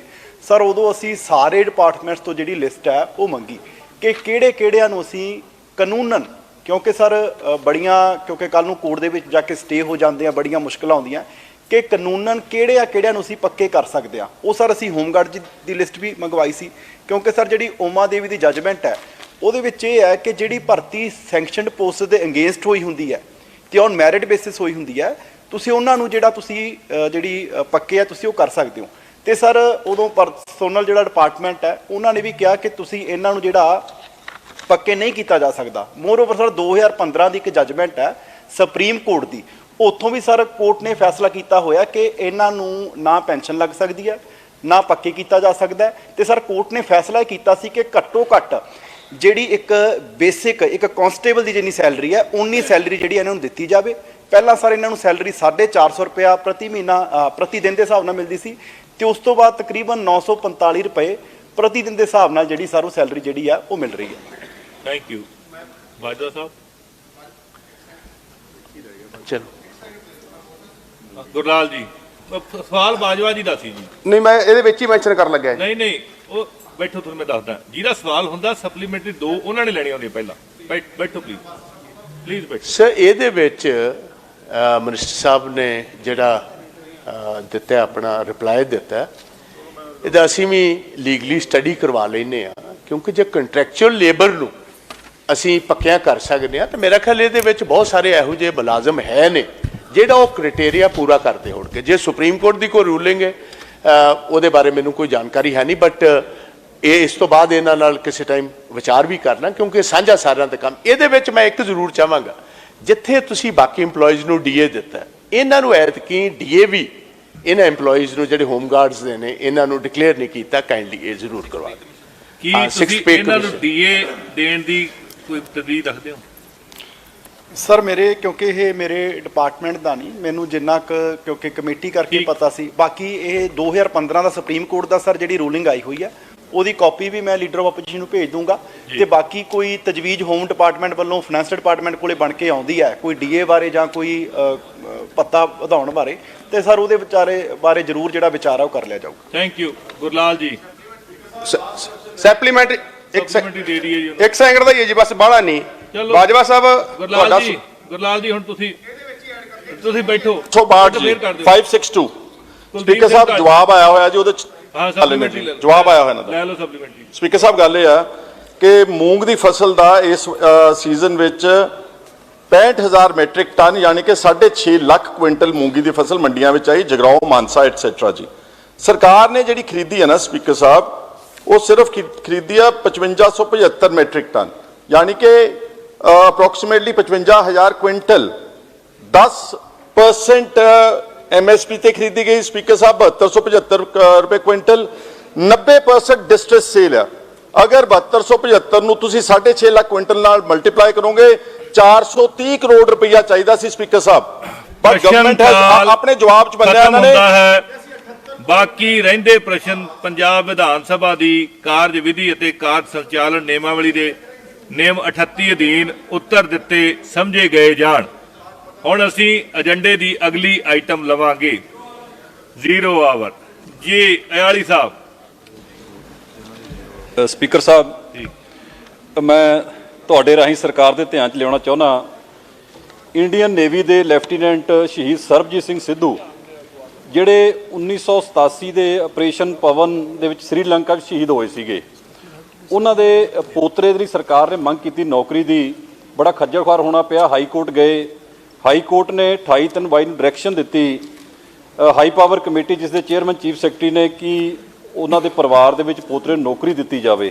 ਸੋ ਇਹ ਬੜਾ ਖੱਜਲ ਖੁਆਰ ਹੋਇਆ ਪਰਿਵਾਰ, ਉਹ ਨੌਕਰੀ ਦਿੱਤੀ ਜਾਵੇ। ਇਸ ਤੋਂ ਬਿਨਾਂ ਪੰਜਾਬ ਸਰਕਾਰ ਦੇ ਜਿਹੜੇ ਵੱਖ-ਵੱਖ ਮਹਿਕਮਿਆਂ ਵਿੱਚ ਤਰਸ ਦੇ ਆਧਾਰ ਤੇ ਮਿਲਣ ਵਾਲੀਆਂ ਸਰਕਾਰੀ ਨੌਕਰੀਆਂ ਲੰਬੇ ਸਮੇਂ ਤੋਂ ਪੈਂਡਿੰਗ ਨੇ, ਸੋ ਉਹਨਾਂ ਪਰਿਵਾਰਾਂ ਦੇ ਵਾਰਸਾਂ ਨੂੰ ਵੀ ਜਲਦੀ ਤੋਂ ਜਲਦੀ ਨੌਕਰੀਆਂ ਦਿੱਤੀਆਂ ਜਾਣ, ਇਹ ਮੇਰੀ ਬੇਨਤੀ ਹੈ ਜੀ। ਧੰਨਵਾਦ ਜੀ। Thank you. Bajwa sahib. Sir ਇੱਕ ਬੜਾ ਸੀਰੀਅਸ ਮਸਲਾ ਹੈ। ਸਾਡੇ ਇੱਕ ਮੈਂਬਰ ਨੂੰ ਇੰਡੀਅਨ ਨੈਸ਼ਨਲ ਕਾਂਗਰਸ ਦੇ ਮਾਰਨ ਦੀ ਧਮਕੀ ਜਿਹੜੀ ਇੰਸਟਾਗ੍ਰਾਮ ਤੇ ਆਈ ਹੈ ਕੱਲ੍ਹ। ਗਵਰਨਮੈਂਟ ਨੂੰ ਮੈਂ ਗੁਜ਼ਾਰਿਸ਼ ਕਰਾਂਗਾ ਕਿ ਇਹ ਸਾਰੀ ਸਿਕਿਉਰਿਟੀ ਦਾ ਜਿਹੜਾ ਕੰਮ ਹੈ ਸਾਰੇ ਮੈਂਬਰਸ ਦਾ, ਇਕੱਲਾ ਸਾਡਿਆਂ ਦਾ ਨਹੀਂ, ਇਹਨੂੰ ਸੰਜੀਦਗੀ ਨਾਲ ਲਿਆ ਜਾਏ। ਇਹ ਸੋਸ਼ਲ ਮੀਡੀਆ ਦੇ ਉੱਤੇ ਉਹ ਆਦਮੀ ਵੀ ਲੋਕੇਟ ਹੋ ਗਿਆ ਹੈ ਵੀ ਪੰਜਾਬ ਦਾ। ਜੇ MLA ਨੂੰ ਇਹ ਗੱਲ ਕਹਿ ਸਕਦੇ ਨੇ ਕਿ ਤੇਰੇ ਮੱਥੇ ਵਿੱਚ ਗੋਲੀ ਮਾਰਾਂਗੇ ਤਾਂ ਤੁਸੀਂ ਆਪੇ ਹਿਸਾਬ ਲਾ ਲਓ ਕਿ ਇੱਥੇ ਹਾਲਾਤ ਕੀ ਬਣ ਰਹੇ। ਸੋ ਸਾਰਿਆਂ ਨੂੰ ਪਹਿਲੇ ਇੱਕ ਗੱਲ ਹੈ। ਦੂਸਰਾ, ਹੁਣ ਸਰ ਜਿਸ ਗੱਲ ਵਾਸਤੇ ਮੈਂ ਜ਼ਿਕਰ ਕਰਨਾ ਹੈ ਕਿ ਕੱਲ ਫਾਈਨੈਂਸ ਮਿਨਿਸਟਰ ਸਾਹਿਬ ਨੇ ਪੰਜਾਬ ਦੀਆਂ ਜਿੰਨੀਆਂ ਵੀ ਯੂਨੀਵਰਸਿਟੀਜ਼ ਨੇ, ਬੇਸਿਕਲੀ 6 ਯੂਨੀਵਰਸਿਟੀਜ਼ ਨੇ, ਉਹਨਾਂ ਵਾਸਤੇ 990 ਕਰੋੜ ਰੁਪਏ ਦੀ ਗ੍ਰਾਂਟ ਦਾ ਐਲਾਨ ਕੀਤਾ। ਅਸੀਂ ਵੈਲਕਮ ਕਰਨਾ। ਬਟ ਕੱਲ ਹੀ ਵਾਈਸ ਚਾਂਸਲਰ ਜਿਹੜੇ ਨੇ ਪੰਜਾਬੀ ਯੂਨੀਵਰਸਿਟੀ ਡਾਕਟਰ ਅਰਵਿੰਦ ਢਿੱਲੋਂ, ਉਹਨਾਂ ਦਾ ਇੱਕ ਵਿਊ ਆਇਆ ਇਮੀਡੀਏਟਲੀ ਸੋਸ਼ਲ ਮੀਡੀਆ ਤੇ, ਉਹਨਾਂ ਦੀ ਆਪਣੀ ਸਪੀਚ ਵੀ ਆਈ ਜਿਹੜੀ ਪੇਪਰਸ ਨੇ ਵੀ ਕੋਟ ਕੀਤੀ ਹੈ। ਉਹਦੇ ਵਿੱਚ ਉਹਨਾਂ ਜ਼ਿਕਰ ਕੀਤਾ ਕਿ ਜਿਹੜੀ ਪੰਜਾਬੀ ਯੂਨੀਵਰਸਿਟੀ ਹੈ ਬੇਸਿਕਲੀ ਇੱਕ ਹੈਰੀਟੇਜ ਯੂਨੀਵਰਸਿਟੀ ਹੈ। ਇਹਦਾ ਬੇਸਿਕ ਮਕਸਦ ਜਦੋਂ ਬਣਾਇਆ ਗਿਆ ਸੀ ਪੰਜਾਬੀ ਲੈਂਗੁਏਜ ਨੂੰ ਤੇ ਕਲਚਰ ਨੂੰ ਇਹ ਸੇਫਗਾਰਡ ਕਰਨਾ ਸੀ ਤੇ ਪ੍ਰਮੋਟ ਕਰਨਾ ਸੀ। ਪਿਛਲੇ ਸਾਲ ਜਦੋਂ ਤੁਹਾਡੀ ਸਰਕਾਰ ਬਣੀ ਸਰ, ਚੰਦ ਹਫ਼ਤਿਆਂ ਬਾਅਦ ਚੀਫ ਮਿਨਿਸਟਰ ਪੰਜਾਬ ਭਗਵੰਤ ਸਿੰਘ ਮਾਨ ਜੀ ਉੱਥੇ ਗਏ। ਉਹਨਾਂ ਨੇ ਆਪਣੇ ਪਿਤਾ ਦਾ ਜ਼ਿਕਰ ਕੀਤਾ ਕਿ ਮੈਂ ਇੱਕ ਮਾਸਟਰ ਦਾ ਲੜਕਾ, ਮੈਂ ਵੀ ਤੁਹਾਡੀ ਇਸੇ ਯੂਨੀਵਰਸਿਟੀ ਨਾਲ ਮੇਰਾ ਤਾਲੁਕ ਹੈ। ਜਦੋਂ ਮੈਂ ਕਾਲਜ 'ਚ ਪੜ੍ਹਦਾ ਸੀ ਇਹੀ ਮੈਂ ਯੂਨੀਵਰਸਿਟੀ ਨਾਲ ਐਫੀਲੀਏਟਡ ਸੀ। ਇਸ ਯੂਨੀਵਰਸਿਟੀ ਦੇ ਵਿੱਚ ਸਪੀਕਰ ਸਾਹਿਬ ਤਕਰੀਬਨ 2.25 ਲੱਖ ਬੱਚਾ, 2,15,000 2,15,000 ਬੱਚਾ ਪੜ੍ਹਦਾ ਹੈ। ਤਕਰੀਬਨ 290 ਕਾਲਜਸ ਨੇ ਜਿਹੜੇ ਇਹਦੇ ਨਾਲ ਅਲਾਈਨਡ ਹੈ। ਪਿਛਲੇ ਸਾਲ ਇਹਨੂੰ ਕਿਉਂਕਿ ਬਹੁਤ ਵੱਡੇ ਇਹ ਇੱਕ ਵਿੱਤਕ ਸੰਕਟ ਵਿੱਚ ਸੀ, ਗਵਰਨਮੈਂਟ ਨੇ ਐਲਾਨਿਆ ਉੱਥੇ ਐਂਡ ਸਭ ਭਗਵੰਤ ਮਾਨ ਜੀ ਨੇ ਵੀ ਇਹ ਗੱਲ ਕਹੀ ਸੀ, ਅੰਡਰ ਨੋ ਸਰਕਮਸਟੈਂਸਿਸ ਕਿਸੇ ਵੀ ਐਜੂਕੇਸ਼ਨ ਅਦਾਰੇ ਨੂੰ ਅਸੀਂ because of lack of money ਅਸੀਂ ਇਹਨੂੰ ਬੰਦ ਨਹੀਂ ਹੋਣ ਦੇਵਾਂਗੇ। ਸੋ 200 ਕਰੋੜ ਰੁਪਇਆ ਪੰਜਾਬੀ ਯੂਨੀਵਰਸਿਟੀ ਵਾਸਤੇ ਐਲਾਨਿਆ ਗਿਆ, ਜਿਹਦੇ ਵਿੱਚ 150 ਕਰੋੜ ਤੇ ਸੈਲਰੀਜ਼ ਵਾਸਤੇ ਸੀ, 50 ਕਰੋੜ ਰੁਪਇਆ ਉਹਦੇ 'ਚ ਸੈਲਰੀ ਦੀ ਗ੍ਰਾਂਟ ਸੀ ਜੀ। ਐਤਕੀ ਉਹਨਾਂ ਦਾ ਜਿਹੜਾ ਬਿਆਨ ਅਸਲ 'ਚ ਆਇਆ, ਜਿਹੜਾ ਬੜਾ ਸਾਰੇ ਪੰਜਾਬ ਨੂੰ ਹੀ ਜਿਹਨੇ ਫਿਕਰ 'ਚ ਪਾਇਆ, ਉਹਨਾਂ ਕਿਹਾ ਜੀ ਕਿ ਤੁਸੀਂ ਗ੍ਰਾਂਟ 200 ਦੀ ਬਜਾਏ ਇਹ ਗ੍ਰਾਂਟ ਕਰਤੀ 164 ਕਰੋੜ। ਜਿਹੜੀ 7ਵੀਂ ਪੇ ਕਮਿਸ਼ਨ ਹੈ ਜਿਹਦੇ ਵਿੱਚ ਟੀਚਰਸ ਦੀਆਂ ਤਨਖਾਹਾਂ ਵਧੀਆਂ ਨੇ, ਤੇ 6ਵੀਂ ਪੇ ਕਮਿਸ਼ਨ 'ਚ ਨਾਨ ਟੀਚਿੰਗ ਸਟਾਫ ਦੀਆਂ ਤਨਖਾਹਾਂ ਵਧਣ ਨਾਲ ਪਿਛਲੇ ਇੱਕ ਸਾਲ 'ਚ 120 ਕਰੋੜ ਰੁਪਈਆ ਉਹਦੇ 'ਚ ਐਡ ਹੋ ਗਿਆ। ਉਹ ਕਹਿੰਦੇ ਕਿ ਯੂਨੀਵਰਸਿਟੀ ਅੰਡਰ ਨੋ ਸਰਕਮਸਟੈਂਸਿਸ ਸਾਡੇ ਬੈਸਟ ਐਫਰਟਸ ਦੇ ਬਾਵਜੂਦ ਵੀ ਇਹ ਚੱਲ ਨਹੀਂ ਸਕਦੀ, ਕਿਉਂਕਿ ਇਹ ਬੇਸਿਕਲੀ ਇਹਦੇ ਵਿੱਚ ਸਟੂਡੈਂਟ ਸਰ ਤੁਹਾਡੇ ਏਰੀਏ ਤੋਂ ਮਾਲਵੇ ਤੋਂ ਆਉਂਦੇ ਨੇ, ਗਰੀਬ ਘਰਾਂ ਚੋਂ ਆਉਂਦੇ ਨੇ, ਦਲਿਤ ਘਰਾਂ ਚੋਂ ਆਉਂਦੇ ਨੇ, ਔਰਤਾਂ ਪੜ੍ਹਦੀਆਂ ਨੇ। ਤਾਂ ਮੇਰੀ ਗੁਜ਼ਾਰਿਸ਼ ਇਹ ਹੈ ਕਿ ਉਹਨਾਂ ਨੇ ਮੰਗ ਕੀਤੀ ਹੈ ਕਿ ਜੇ ਯੂਨੀਵਰਸਿਟੀ ਚਲਾਣੀ ਤੇ 164 ਤੋਂ 360 ਕਰੋੜ ਰੁਪਏ ਇਹਦੇ ਵਿੱਚ ਵਾਅਦਾ ਕੀਤਾ ਜਾਏ। ਮੈਂ ਪੂਰਨ ਆਸ ਕਰਾਂਗਾ, ਚੀਮਾ ਸਾਹਿਬ ਵੀ ਇੱਥੇ ਬੈਠ ਗਏ ਨੇ, ਕਿ ਇਹਨੂੰ ਗੰਭੀਰਤਾ ਨਾਲ ਵਿਚਾਰੇ। ਇੱਕ ਮੇਰਾ ਸਰ ਫਾਈਨਲ ਸੁਜੈਸ਼ਨ ਹੈ ਐਂਡ ਬਿਲਕੁਲ ਸਿੰਸੀਅਰ ਸੁਜੈਸ਼ਨ ਹੈ, ਕੋਈ ਇਸ ਕਿਸਮ ਦਾ ਨਹੀਂ, ਕੋਈ ਨੌਨ ਸੀਰੀਅਸ ਗੱਲ ਨਹੀਂ, ਕਿ 750 ਕਰੋੜ ਰੁਪਈਆ ਤਕਰੀਬਨ ਤੁਸੀਂ ਇਹਦੇ ਵਿੱਚ ਐਡਸ ਵਾਸਤੇ ਰੱਖਿਆ। ਗਵਰਨਮੈਂਟ ਦੇ ਜਿਹੜੇ ਕੰਮ ਨੇ ਉਹ ਸਹੀ ਨੇ ਜਾਂ ਗਲਤ ਨੇ ਜਾਂ ਹੁੰਦੇ ਨੇ ਕਿ ਨਹੀਂ ਹੁੰਦੇ, ਉਹ ਛੱਡ ਲਈਏ। 750 ਕਰੋੜ ਰੁਪਈਆ ਐਡਸ ਦੇ ਵਿੱਚ ਹੈ।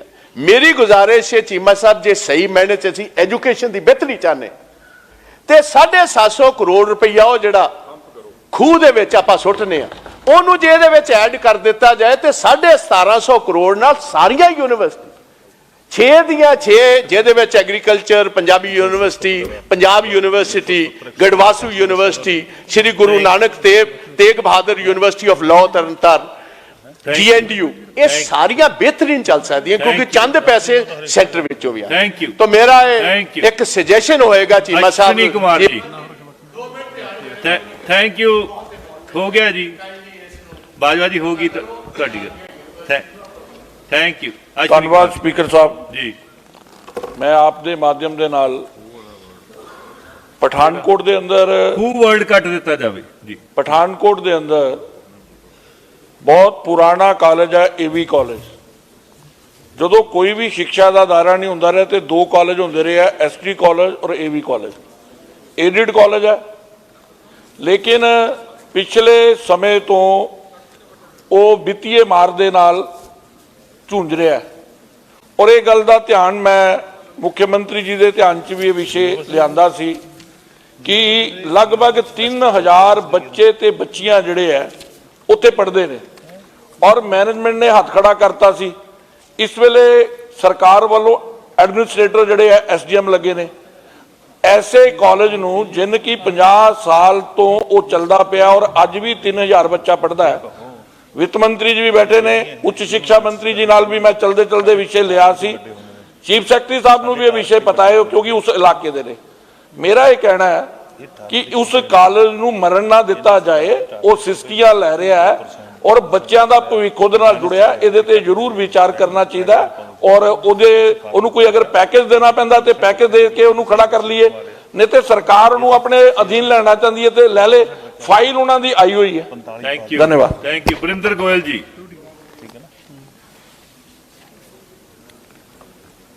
ਬਹੁਤ ਬਹੁਤ ਧੰਨਵਾਦ speaker Sahib.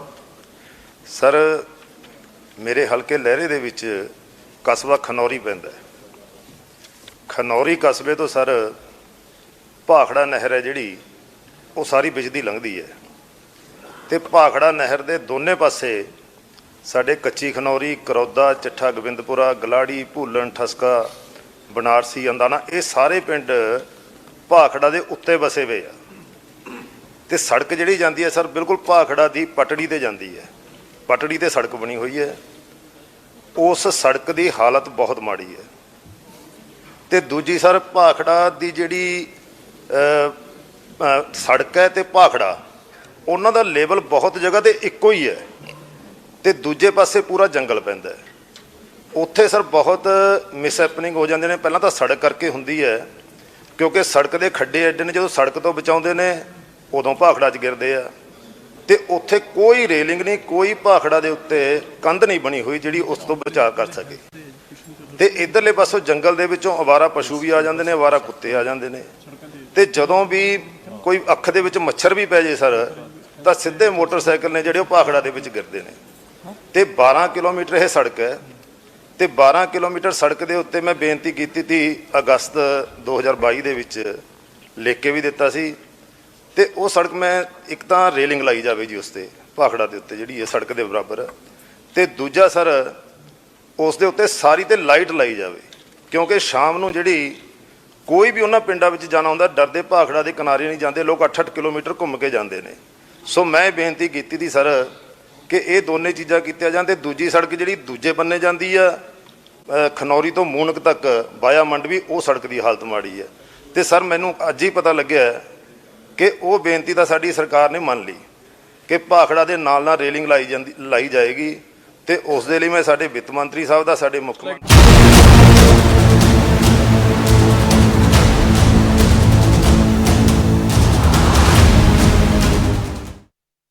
Headlines presented by पेट सफा आयुर्वेदिक चूर्ण, पेट सफा तो हर रोग दफा।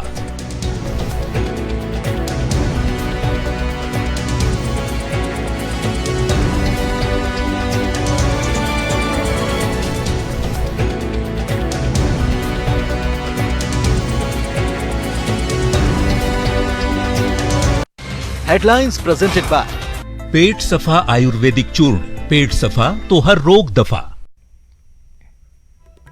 ਇੱਕ ਵੱਡੀ ਖਬਰ ਦਾ ਰੁਖ ਕਰਦੇ ਹਾਂ। ਅੰਮ੍ਰਿਤਪਾਲ ਦੇ ਸਾਥੀ ਵਰਿੰਦਰ ਸਿੰਘ ਦਾ ਗਨ ਲਾਇਸੈਂਸ ਰੱਦ ਕਰ ਦਿੱਤਾ ਗਿਆ ਹੈ। ਜੰਮੂ ਦੇ ਕਿਸ਼ਤਵਾੜ ਪ੍ਰਸ਼ਾਸਨ ਨੇ ਕਾਰਵਾਈ ਕੀਤੀ ਹੈ। ਪੰਜਾਬ ਸਰਕਾਰ ਦੇ ਕਹਿਣ ਤੇ ਲਾਇਸੈਂਸ ਰੱਦ ਕਰ ਦਿੱਤਾ ਗਿਆ ਹੈ। 2013 ਦੇ ਵਿੱਚ ਜੰਮੂ ਦੇ ਕਿਸ਼ਤਵਾੜ ਤੋਂ ਇਹ ਲਾਇਸੈਂਸ ਜਾਰੀ ਹੋਇਆ ਸੀ। ਲਾਇਸੈਂਸ ਦੀ 2017 ਤੱਕ ਦੀ ਮਿਆਦ ਸੀ।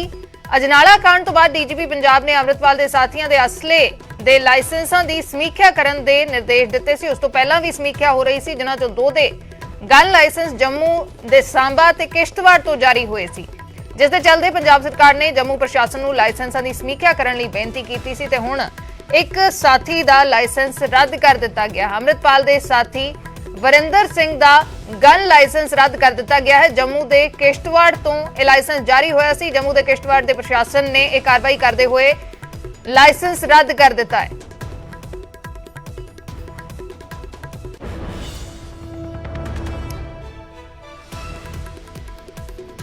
ਅੰਮ੍ਰਿਤਪਾਲ ਸਿੰਘ ਦੇ ਕਰੀਬ 10 ਸਾਥੀਆਂ ਦੇ ਲਾਇਸੈਂਸ ਰਿਵਿਊ ਕੀਤੇ ਜਾ ਰਹੇ ਸੀ। 2 ਦੇ ਲਾਇਸੈਂਸ ਜੰਮੂ ਕਸ਼ਮੀਰ ਤੋਂ ਸੀ, ਜਿਨ੍ਹਾਂ ਚੋਂ ਇੱਕ ਹੁਣ ਰੱਦ ਹੋ ਗਿਆ। ਪੰਜਾਬ सरकार के कहने पे कार्रवाई की गई है। शैलेंद्र वांगू मेरे सहयोगी जुड़े ने दिल्ली तो। शैलेंद्र, क्या कुछ आपके पास पूरी जानकारी इस पर? देखिए, अब से कुछ दिन पहले हमने देखा था कि पंजाब के मुख्यमंत्री जो है भगवंत मान, उन्होंने मुलाकात की थी केंद्रीय गृह मंत्री अमित शाह से और उन्होंने लॉ एंड ऑर्डर को लेकर बातचीत की थी पंजाब की। और ये कहा गया था कि जो डीएम्स हैं वो रिव्यू करेंगे गन लाइसेंस को जो कि जारी किए गए हैं वारिस पंजाब डे के जो प्रमुख है अमृतपाल सिंह, उनके साथियों को। तो ऐसे में बताया जा रहा है कि पंजाब पुलिस की तरफ से किश्तवाड़ एडमिनिस्ट्रेशन को ये जानकारी दी गई थी, जिसके बाद किश्तवाड़ एडमिनिस्ट्रेशन की तरफ से जो है कार्रवाई की गई है। वरिंदर सिंह जो है उनका लाइसेंस जो है वो रद्द कर दिया गया है। अब बताया जा रहा है कि 2013 में ये जारी किया गया था और 2017 के बाद ये रिन्यू नहीं हुआ था। और ऐसे में न सिर्फ किश्तवाड़ बल्कि एक और जिला जो जम्मू कश्मीर का है, वहां पर भी ये रिक्वेस्ट भेजा गया है पंजाब पुलिस की तरफ से। जो सांबा जिला है जम्मू कश्मीर का, वहां पर भी कहा गया है कि एक गन लाइसेंस इशू किया गया कि हालांकि वहां से अब तक कोई इन्फॉर्मेशन नहीं मिल पाई है, लेकिन ये बड़ी कार्रवाई है कि किस तरह से जो अमृतपाल सिंह के साथी हैं जिनको गन लाइसेंस जारी किए गए हैं उनके खिलाफ अब इस तरह से कार्रवाई की जा रही है, उनके लाइसेंस रद्द किए जा रहे हैं। हालांकि आपको ये भी बता दें कि सीबीआई फिलहाल एक जांच भी कर रही है जिसमें ये देखा गया है कि जम्मू कश्मीर से उन लोगों को जो गन लाइसेंस जारी किए गए हैं जो कि नॉन रेजिडेंट्स हैं, जो कि वहां के रहने वाले नहीं हैं, उसकी फिलहाल जांच भी चल रही है। करीब 2,80,000 ऐसे गन लाइसेंसेस हैं जो जारी किए गए हैं। तो ये एक बड़ा मामला है जिसके तहत ये कार्रवाई की गई है किश्तवाड़ डीसी की तरफ से। जी जी, शुक्रिया शैलेंद्र पूरी जानकारी के लिए। ਤਾਂ ਅੱਗੇ ਹੋਰ ਵੀ ਕਾਰਵਾਈ ਨਜ਼ਰ ਆ ਸਕਦੀ ਹੈ, ਜਿਵੇਂ ਮੇਰੇ ਸਹਿਯੋਗੀ ਸ਼ੈਲੇਂਦਰ ਜਾਣਕਾਰੀ ਦੇ ਰਹੇ ਨੇ ਕਿ ਦੂਸਰੇ ਸੂਬੇ ਤੋਂ ਇਸ ਤਰੀਕੇ ਦੇ ਨਾਲ ਗਨ ਲਾਇਸੈਂਸ ਜਾਰੀ ਕੀਤੇ ਗਏ ਪਾਏ ਗਏ ਨੇ ਤੇ ਉਹਨਾਂ ਦੀ ਵੀ ਜਾਂਚ ਹੋ ਰਹੀ ਹੈ। ਮੁੱਖ ਮੰਤਰੀ ਭਗਵੰਤ ਮਾਨ ਕੇਂਦਰੀ ਗ੍ਰਹਿ ਮੰਤਰੀ ਅਮਿਤ ਸ਼ਾਹ ਨੂੰ ਪਿਛਲੇ ਦਿਨੀ ਮਿਲੇ ਸੀ ਤੇ ਇਸ ਸਭ ਨੂੰ ਲੈ ਕੇ ਕਾਰਵਾਈ ਲਗਾਤਾਰ ਹੋ ਰਹੀ ਹੈ। ਇਹ ਸਾਰੀਆਂ ਚੀਜ਼ਾਂ ਦੀ ਸਮੀਖਿਆ ਹੋ ਰਹੀ ਸੀ ਕਿ ਅੰਮ੍ਰਿਤਪਾਲ ਸਿੰਘ ਦੇ ਨਾਲ ਜਿਸ ਤਰੀਕੇ ਨਾਲ ਅਸਲੇ ਦੇ ਨਾਲ ਉਹਨਾਂ ਦੇ ਸਮਰਥਕ ਨਜ਼ਰ ਆਉਂਦੇ ਨੇ, ਇੱਕ ਸੁਰੱਖਿਆ ਦਸਤੇ ਦੀ ਤਰ੍ਹਾਂ ਨਜ਼ਰ ਆਉਂਦੇ ਨੇ, ਤਾਂ ਇਹ ਲਾਇਸੈਂਸ ਕੀ ਇਸੇ ਦੇ ਲਈ ਜਾਰੀ ਕੀਤੇ ਹੋਏ ਨੇ ਜਾਂ ਫਿਰ ਇਹ ਸੈਲਫ ਡਿਫੈਂਸ ਦੇ ਲਈ ਜਾਰੀ ਕੀਤੇ ਹੋਏ ਨੇ, ਤਾਂ ਹੁਣ ਉਸ ਦੀ ਸਮੀਖਿਆ ਹੋ ਕੇ ਕਾਰਵਾਈ ਹੋ ਰਹੀ ਹੈ। ਇੱਕ ਸਾਥੀ ਦਾ ਲਾਇਸੈਂਸ ਰੱਦ ਕਰ ਦਿੱਤਾ ਗਿਆ ਹੈ। उधर बीजेपी के ਵੱਲੋਂ अमृतपाल सिंह ते फिर कार्रवाई की मांग की गई है। अमृतपाल के बहाने सुनील जाखड़ ने सरकार ते सवाल चुके ने ते कहा है कि बहरूपीए दे अगे सरकार ने गोडे टेक दिते ने। अमृतपाल नूं बहरूपीया भी कहा है ते सरकार ते भी निशाना साधिया है। उन्होंने कहा है कि कुछ बहरूपीए आए ने, उन्हां ते कार्रवाई करो, सीएम नूं सख्त एक्शन लेना चाहिए है। उन्होंने कहा कि अजनाला दे विच गुरु नूं ढाल बना के बेअदबी की गई, जे सूबा सरकार कार्रवाई नहीं करती तां केंद्र सरकार करेगी। उन्होंने कहा कि गृह मंत्री अमित शाह दे कोल पंजाब दी कानून व्यवस्था दा मुद्दा चुक्या है ते शाह ने कहा है कि असीं पानी नक तो उत्ते नहीं जाण देना। बीजेपी ने फिर तो अमृतपाल ते कार्रवाई दी मांग की है।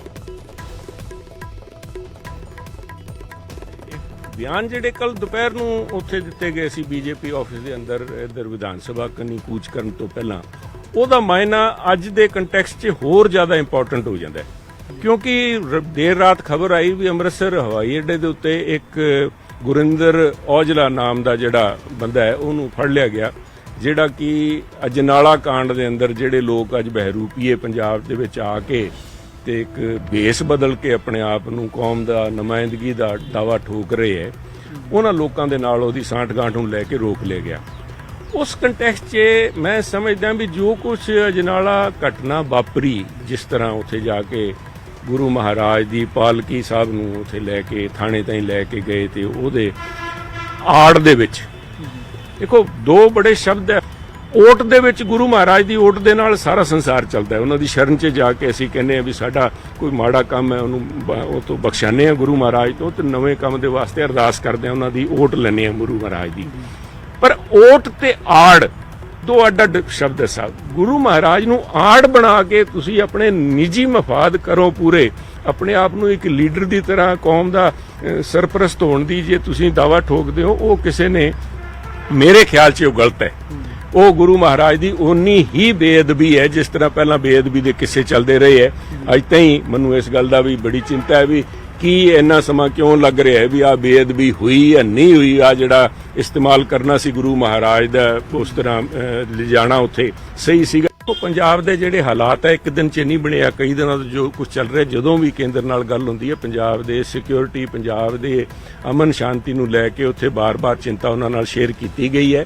ਤੇ ਉਸੇ ਕਰਕੇ ਜਦੋਂ ਅਮਿਤ ਸ਼ਾਹ ਜੀ ਹੋਮ ਮਿਨਿਸਟਰ ਇੱਥੇ ਆਏ ਸੀਗੇ, ਉਹਨਾਂ ਨੇ ਕਿਹਾ ਸੀਗਾ ਵੀ ਇੱਥੇ ਦੀ ਕਾਨੂੰਨ ਵਿਵਸਥਾ ਜਿਹੜੀ ਹੈ ਆ ਭਗਵੰਤ ਮਾਨ ਜੀ ਦੀ ਸਰਕਾਰ ਦੀ ਜ਼ਿੰਮੇਵਾਰੀ ਹੈ, ਪਰ ਅਗਰ ਉਹ ਜ਼ਿੰਮੇਵਾਰੀ ਨਹੀਂ ਨਿਭਾਉਂਦੇ ਤਾਂ ਅਸੀਂ ਇੰਨਾ ਵਿਸ਼ਵਾਸ ਪੰਜਾਬ ਦੇ ਲੋਕਾਂ ਨੂੰ ਦੇ ਦਵਾ ਸਕਦੇ ਹਾਂ ਵੀ ਅਸੀਂ ਪਾਣੀ ਨੱਕ ਤੋਂ ਉੱਤੇ ਨਹੀਂ ਜਾਣ ਦੇਣਾ।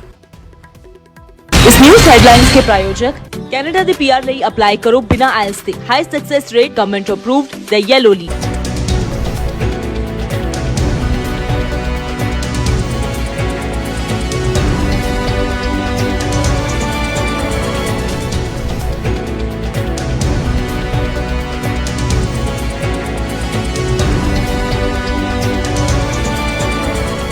इस न्यूज हेडलाइंस के प्रायोजक कनाडा दे पीआर ਲਈ ਅਪਲਾਈ ਕਰੋ ਬਿਨਾ ਆਇਲਸ ਦੇ, high success rate, government approved, the yellow leaf. इस वेले दी वड्डी खबर दा रुख करदे हां। महिला कमिशन दी चेयरपर्सन मनीषा गुलाटी नूं हटाया गया है। मनीषा गुलाटी दी एक्सटेंशन सरकार ने फिर तो रद्द कीती है। इस तो पहला भी एक्सटेंशन रद्द कीती गई सी, लेकिन मामला हाई कोर्ट तक पहुंचिया ते महिला कमिशन दे चेयरपर्सन दे अहुदे ते मनीषा गुलाटी बने रहे, लेकिन हुण फिर तो उन्हां दी एक्सटेंशन सरकार ने रद्द कर दित्ती गई है। मनीषा गुलाटी नूं आम आदमी पार्टी दी सरकार ने अहुदे तो हटा दिता है। मनीषा गुलाटी नूं कैप्टन सरकार दे वेले एक्सटेंशन दित्ती गई सी, उस एक्सटेंशन नूं गलत करार दिता सी आम आदमी पार्टी दी सरकार ने। इस तो पहला भी उन्हां नूं अहुदे तो हटाया गया, हाई कोर्ट तक मामला पहुंचिया ते उन्हां नूं राहत मिली। इस मामले दे विच मनीषा गुलाटी इस अहुदे ते बने रहे, लेकिन फिर तो उन्हां दी एक्सटेंशन रद्द कर दित्ती गई है। महिला कमिशन दी चेयरपर्सन दे अहुदे तो उन्हां नूं पासे कर दिता गया है। अमन भारद्वाज मेरे सहयोगी जुड़े ने। ਅਮਨ ਕੀ ਕੁਝ ਵਜ੍ਹਾ ਦੱਸੀ ਗਈ ਹੈ ਕਿਉਂਕਿ ਇਸ ਤੋਂ ਪਹਿਲਾਂ ਵੀ ਸਰਕਾਰ ਨੇ ਐਕਸਟੈਂਸ਼ਨ ਨੂੰ ਰੱਦ ਕੀਤਾ ਸੀ, ਮਾਮਲਾ ਹਾਈ ਕੋਰਟ ਤੱਕ ਪਹੁੰਚ ਗਿਆ, ਸਰਕਾਰ ਨੇ ਆਪਣੇ ਫੈਸਲੇ ਨੂੰ ਵਾਪਸ ਲੈ ਲਿਆ, ਲੇਕਿਨ ਉਸ ਵੇਲੇ ਵੀ ਕਿਹਾ ਗਿਆ ਸੀ ਕਿ ਪੁਖਤਾ ਤਰੀਕੇ ਦੇ ਨਾਲ ਜਿਹੜੀਆਂ ਚੀਜ਼ਾਂ ਨੇ ਉਹਨਾਂ ਨੂੰ ਦੇਖਿਆ ਜਾਏਗਾ, ਸਮੀਖਿਆ ਕੀਤੀ ਜਾਏਗੀ। ਤਾਂ ਹੁਣ ਫਿਰ ਤੋਂ ਐਕਸਟੈਂਸ਼ਨ ਨੂੰ ਰੱਦ ਕੀਤਾ ਗਿਆ ਹੈ। ਬਿਲਕੁਲ ਅਰਸ਼ਦੀਪ, ਔਰ ਇਸ ਦੇ ਅੰਦਰ ਜਿਹੜੇ ਕਿਉਂਕਿ ਇਹ ਗਵਰਨਰ ਵੱਲੋਂ ਜੋ ਜਾਰੀ ਹੁੰਦੇ ਨੇ ਆਦੇਸ਼, ਜੋ ਨੋਟੀਫਿਕੇਸ਼ਨ ਹੈ, ਗੈਜ਼ਟ ਹੈ, ਉਹ ਜਾਰੀ ਕੀਤਾ ਗਿਆ ਹੈ।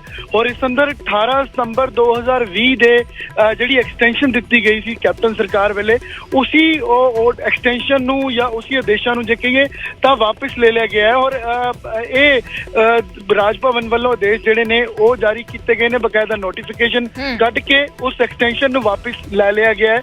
ਔਰ ਇਸ ਦਾ ਇਹ ਵੀ ਅਸਰ ਹੈ ਕਿ ਹੁਣ ਮਨੀਸ਼ਾ ਗੁਲਾਟੀ ਜਿਸ ਪੋਸਟ ਤੇ ਸੀਗੇ, ਜੋ ਐਕਸਟੈਂਸ਼ਨ ਸੀਗੀ ਹਾਈ ਕੋਰਟ ਤੋਂ ਰਾਹਤ ਮਿਲੀ, ਤਾਂ ਹੁਣ ਉਹ ਪੋਸਟ ਤੇ ਨਹੀਂ ਰਹਿਣਗੇ, ਉਹਨਾਂ ਨੂੰ ਆਪਣੇ ਅਹੁਦਾ ਜਿਹੜਾ ਹੈ ਉਹ ਛੱਡਣਾ ਹੀ ਪਏਗਾ। ਹਾਲਾਂਕਿ ਕਾਰਨ ਕੀ ਹੈ, ਕਿਉਂਕਿ ਇਸ ਨੋਟੀਫਿਕੇਸ਼ਨ ਦੇ ਅੰਦਰ ਉਹ ਮੈਂਸ਼ਨ ਨਹੀਂ ਹੈ, ਲੇਕਿਨ ਪਿਛਲੀ ਵਾਰ ਜਦੋਂ ਸਰਕਾਰ ਨੇ ਆਰਡਰਸ ਵਿਡਰੋ ਕੀਤੇ ਸੀ ਔਰ ਹਟਾਇਆ ਸੀ ਮਨੀਸ਼ਾ ਗੁਲਾਟੀ ਨੂੰ, ਤਾਂ ਸਾਫ਼ ਤੌਰ ਤੇ ਕਿਹਾ ਸੀ ਕਿ ਜਿਹੜੇ ਅਹੁਦੇ ਤੇ ਮਨੀਸ਼ਾ ਗੁਲਾਟੀ ਬਣੇ ਨੇ ਤਾਂ ਉਹਨਾਂ ਨੂੰ ਹਟਾਇਆ ਜਾ ਰਿਹਾ।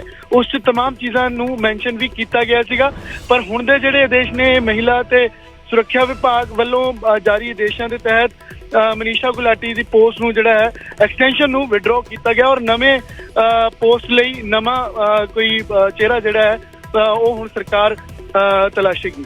ਅਮਨ, ਇਹ ਵੀ ਸਮਝਣਾ ਚਾਹਾਂਗੇ ਕਿ ਮਨੀਸ਼ਾ ਗੁਲਾਟੀ ਇਸ ਸਭ ਨੂੰ ਕਿਵੇਂ ਲੈ ਰਹੇ ਨੇ, ਜਾਂ ਕਿਉਂਕਿ ਪਿਛਲੀ ਵਾਰ ਜਦੋਂ ਇਹ ਮਾਮਲਾ ਹਾਈ ਕੋਰਟ ਤੱਕ ਪਹੁੰਚਿਆ ਤਾਂ ਮਨੀਸ਼ਾ ਗੁਲਾਟੀ ਦੇ ਵਕੀਲਾਂ ਨੇ ਇਹ ਵੀ ਕਿਹਾ ਸੀ ਕਿ ਜੇ ਸਰਕਾਰ ਦੁਬਾਰਾ ਰੱਦ ਕਰਦੀ ਹੈ ਇਸੇ ਤਰੀਕੇ ਦੇ ਨਾਲ ਐਕਸਟੈਂਸ਼ਨ, ਤਾਂ ਇੱਥੋਂ ਮੈਲੀਫਾਈਡ ਇੰਟੈਂਸ਼ਨ ਦਾ ਪਤਾ ਲੱਗੇਗਾ ਕਿ ਸਰਕਾਰ ਪਹਿਲਾਂ ਹੀ ਉਹਨਾਂ ਨੂੰ ਹਟਾਉਣਾ ਚਾਹੁੰਦੀ ਸੀ।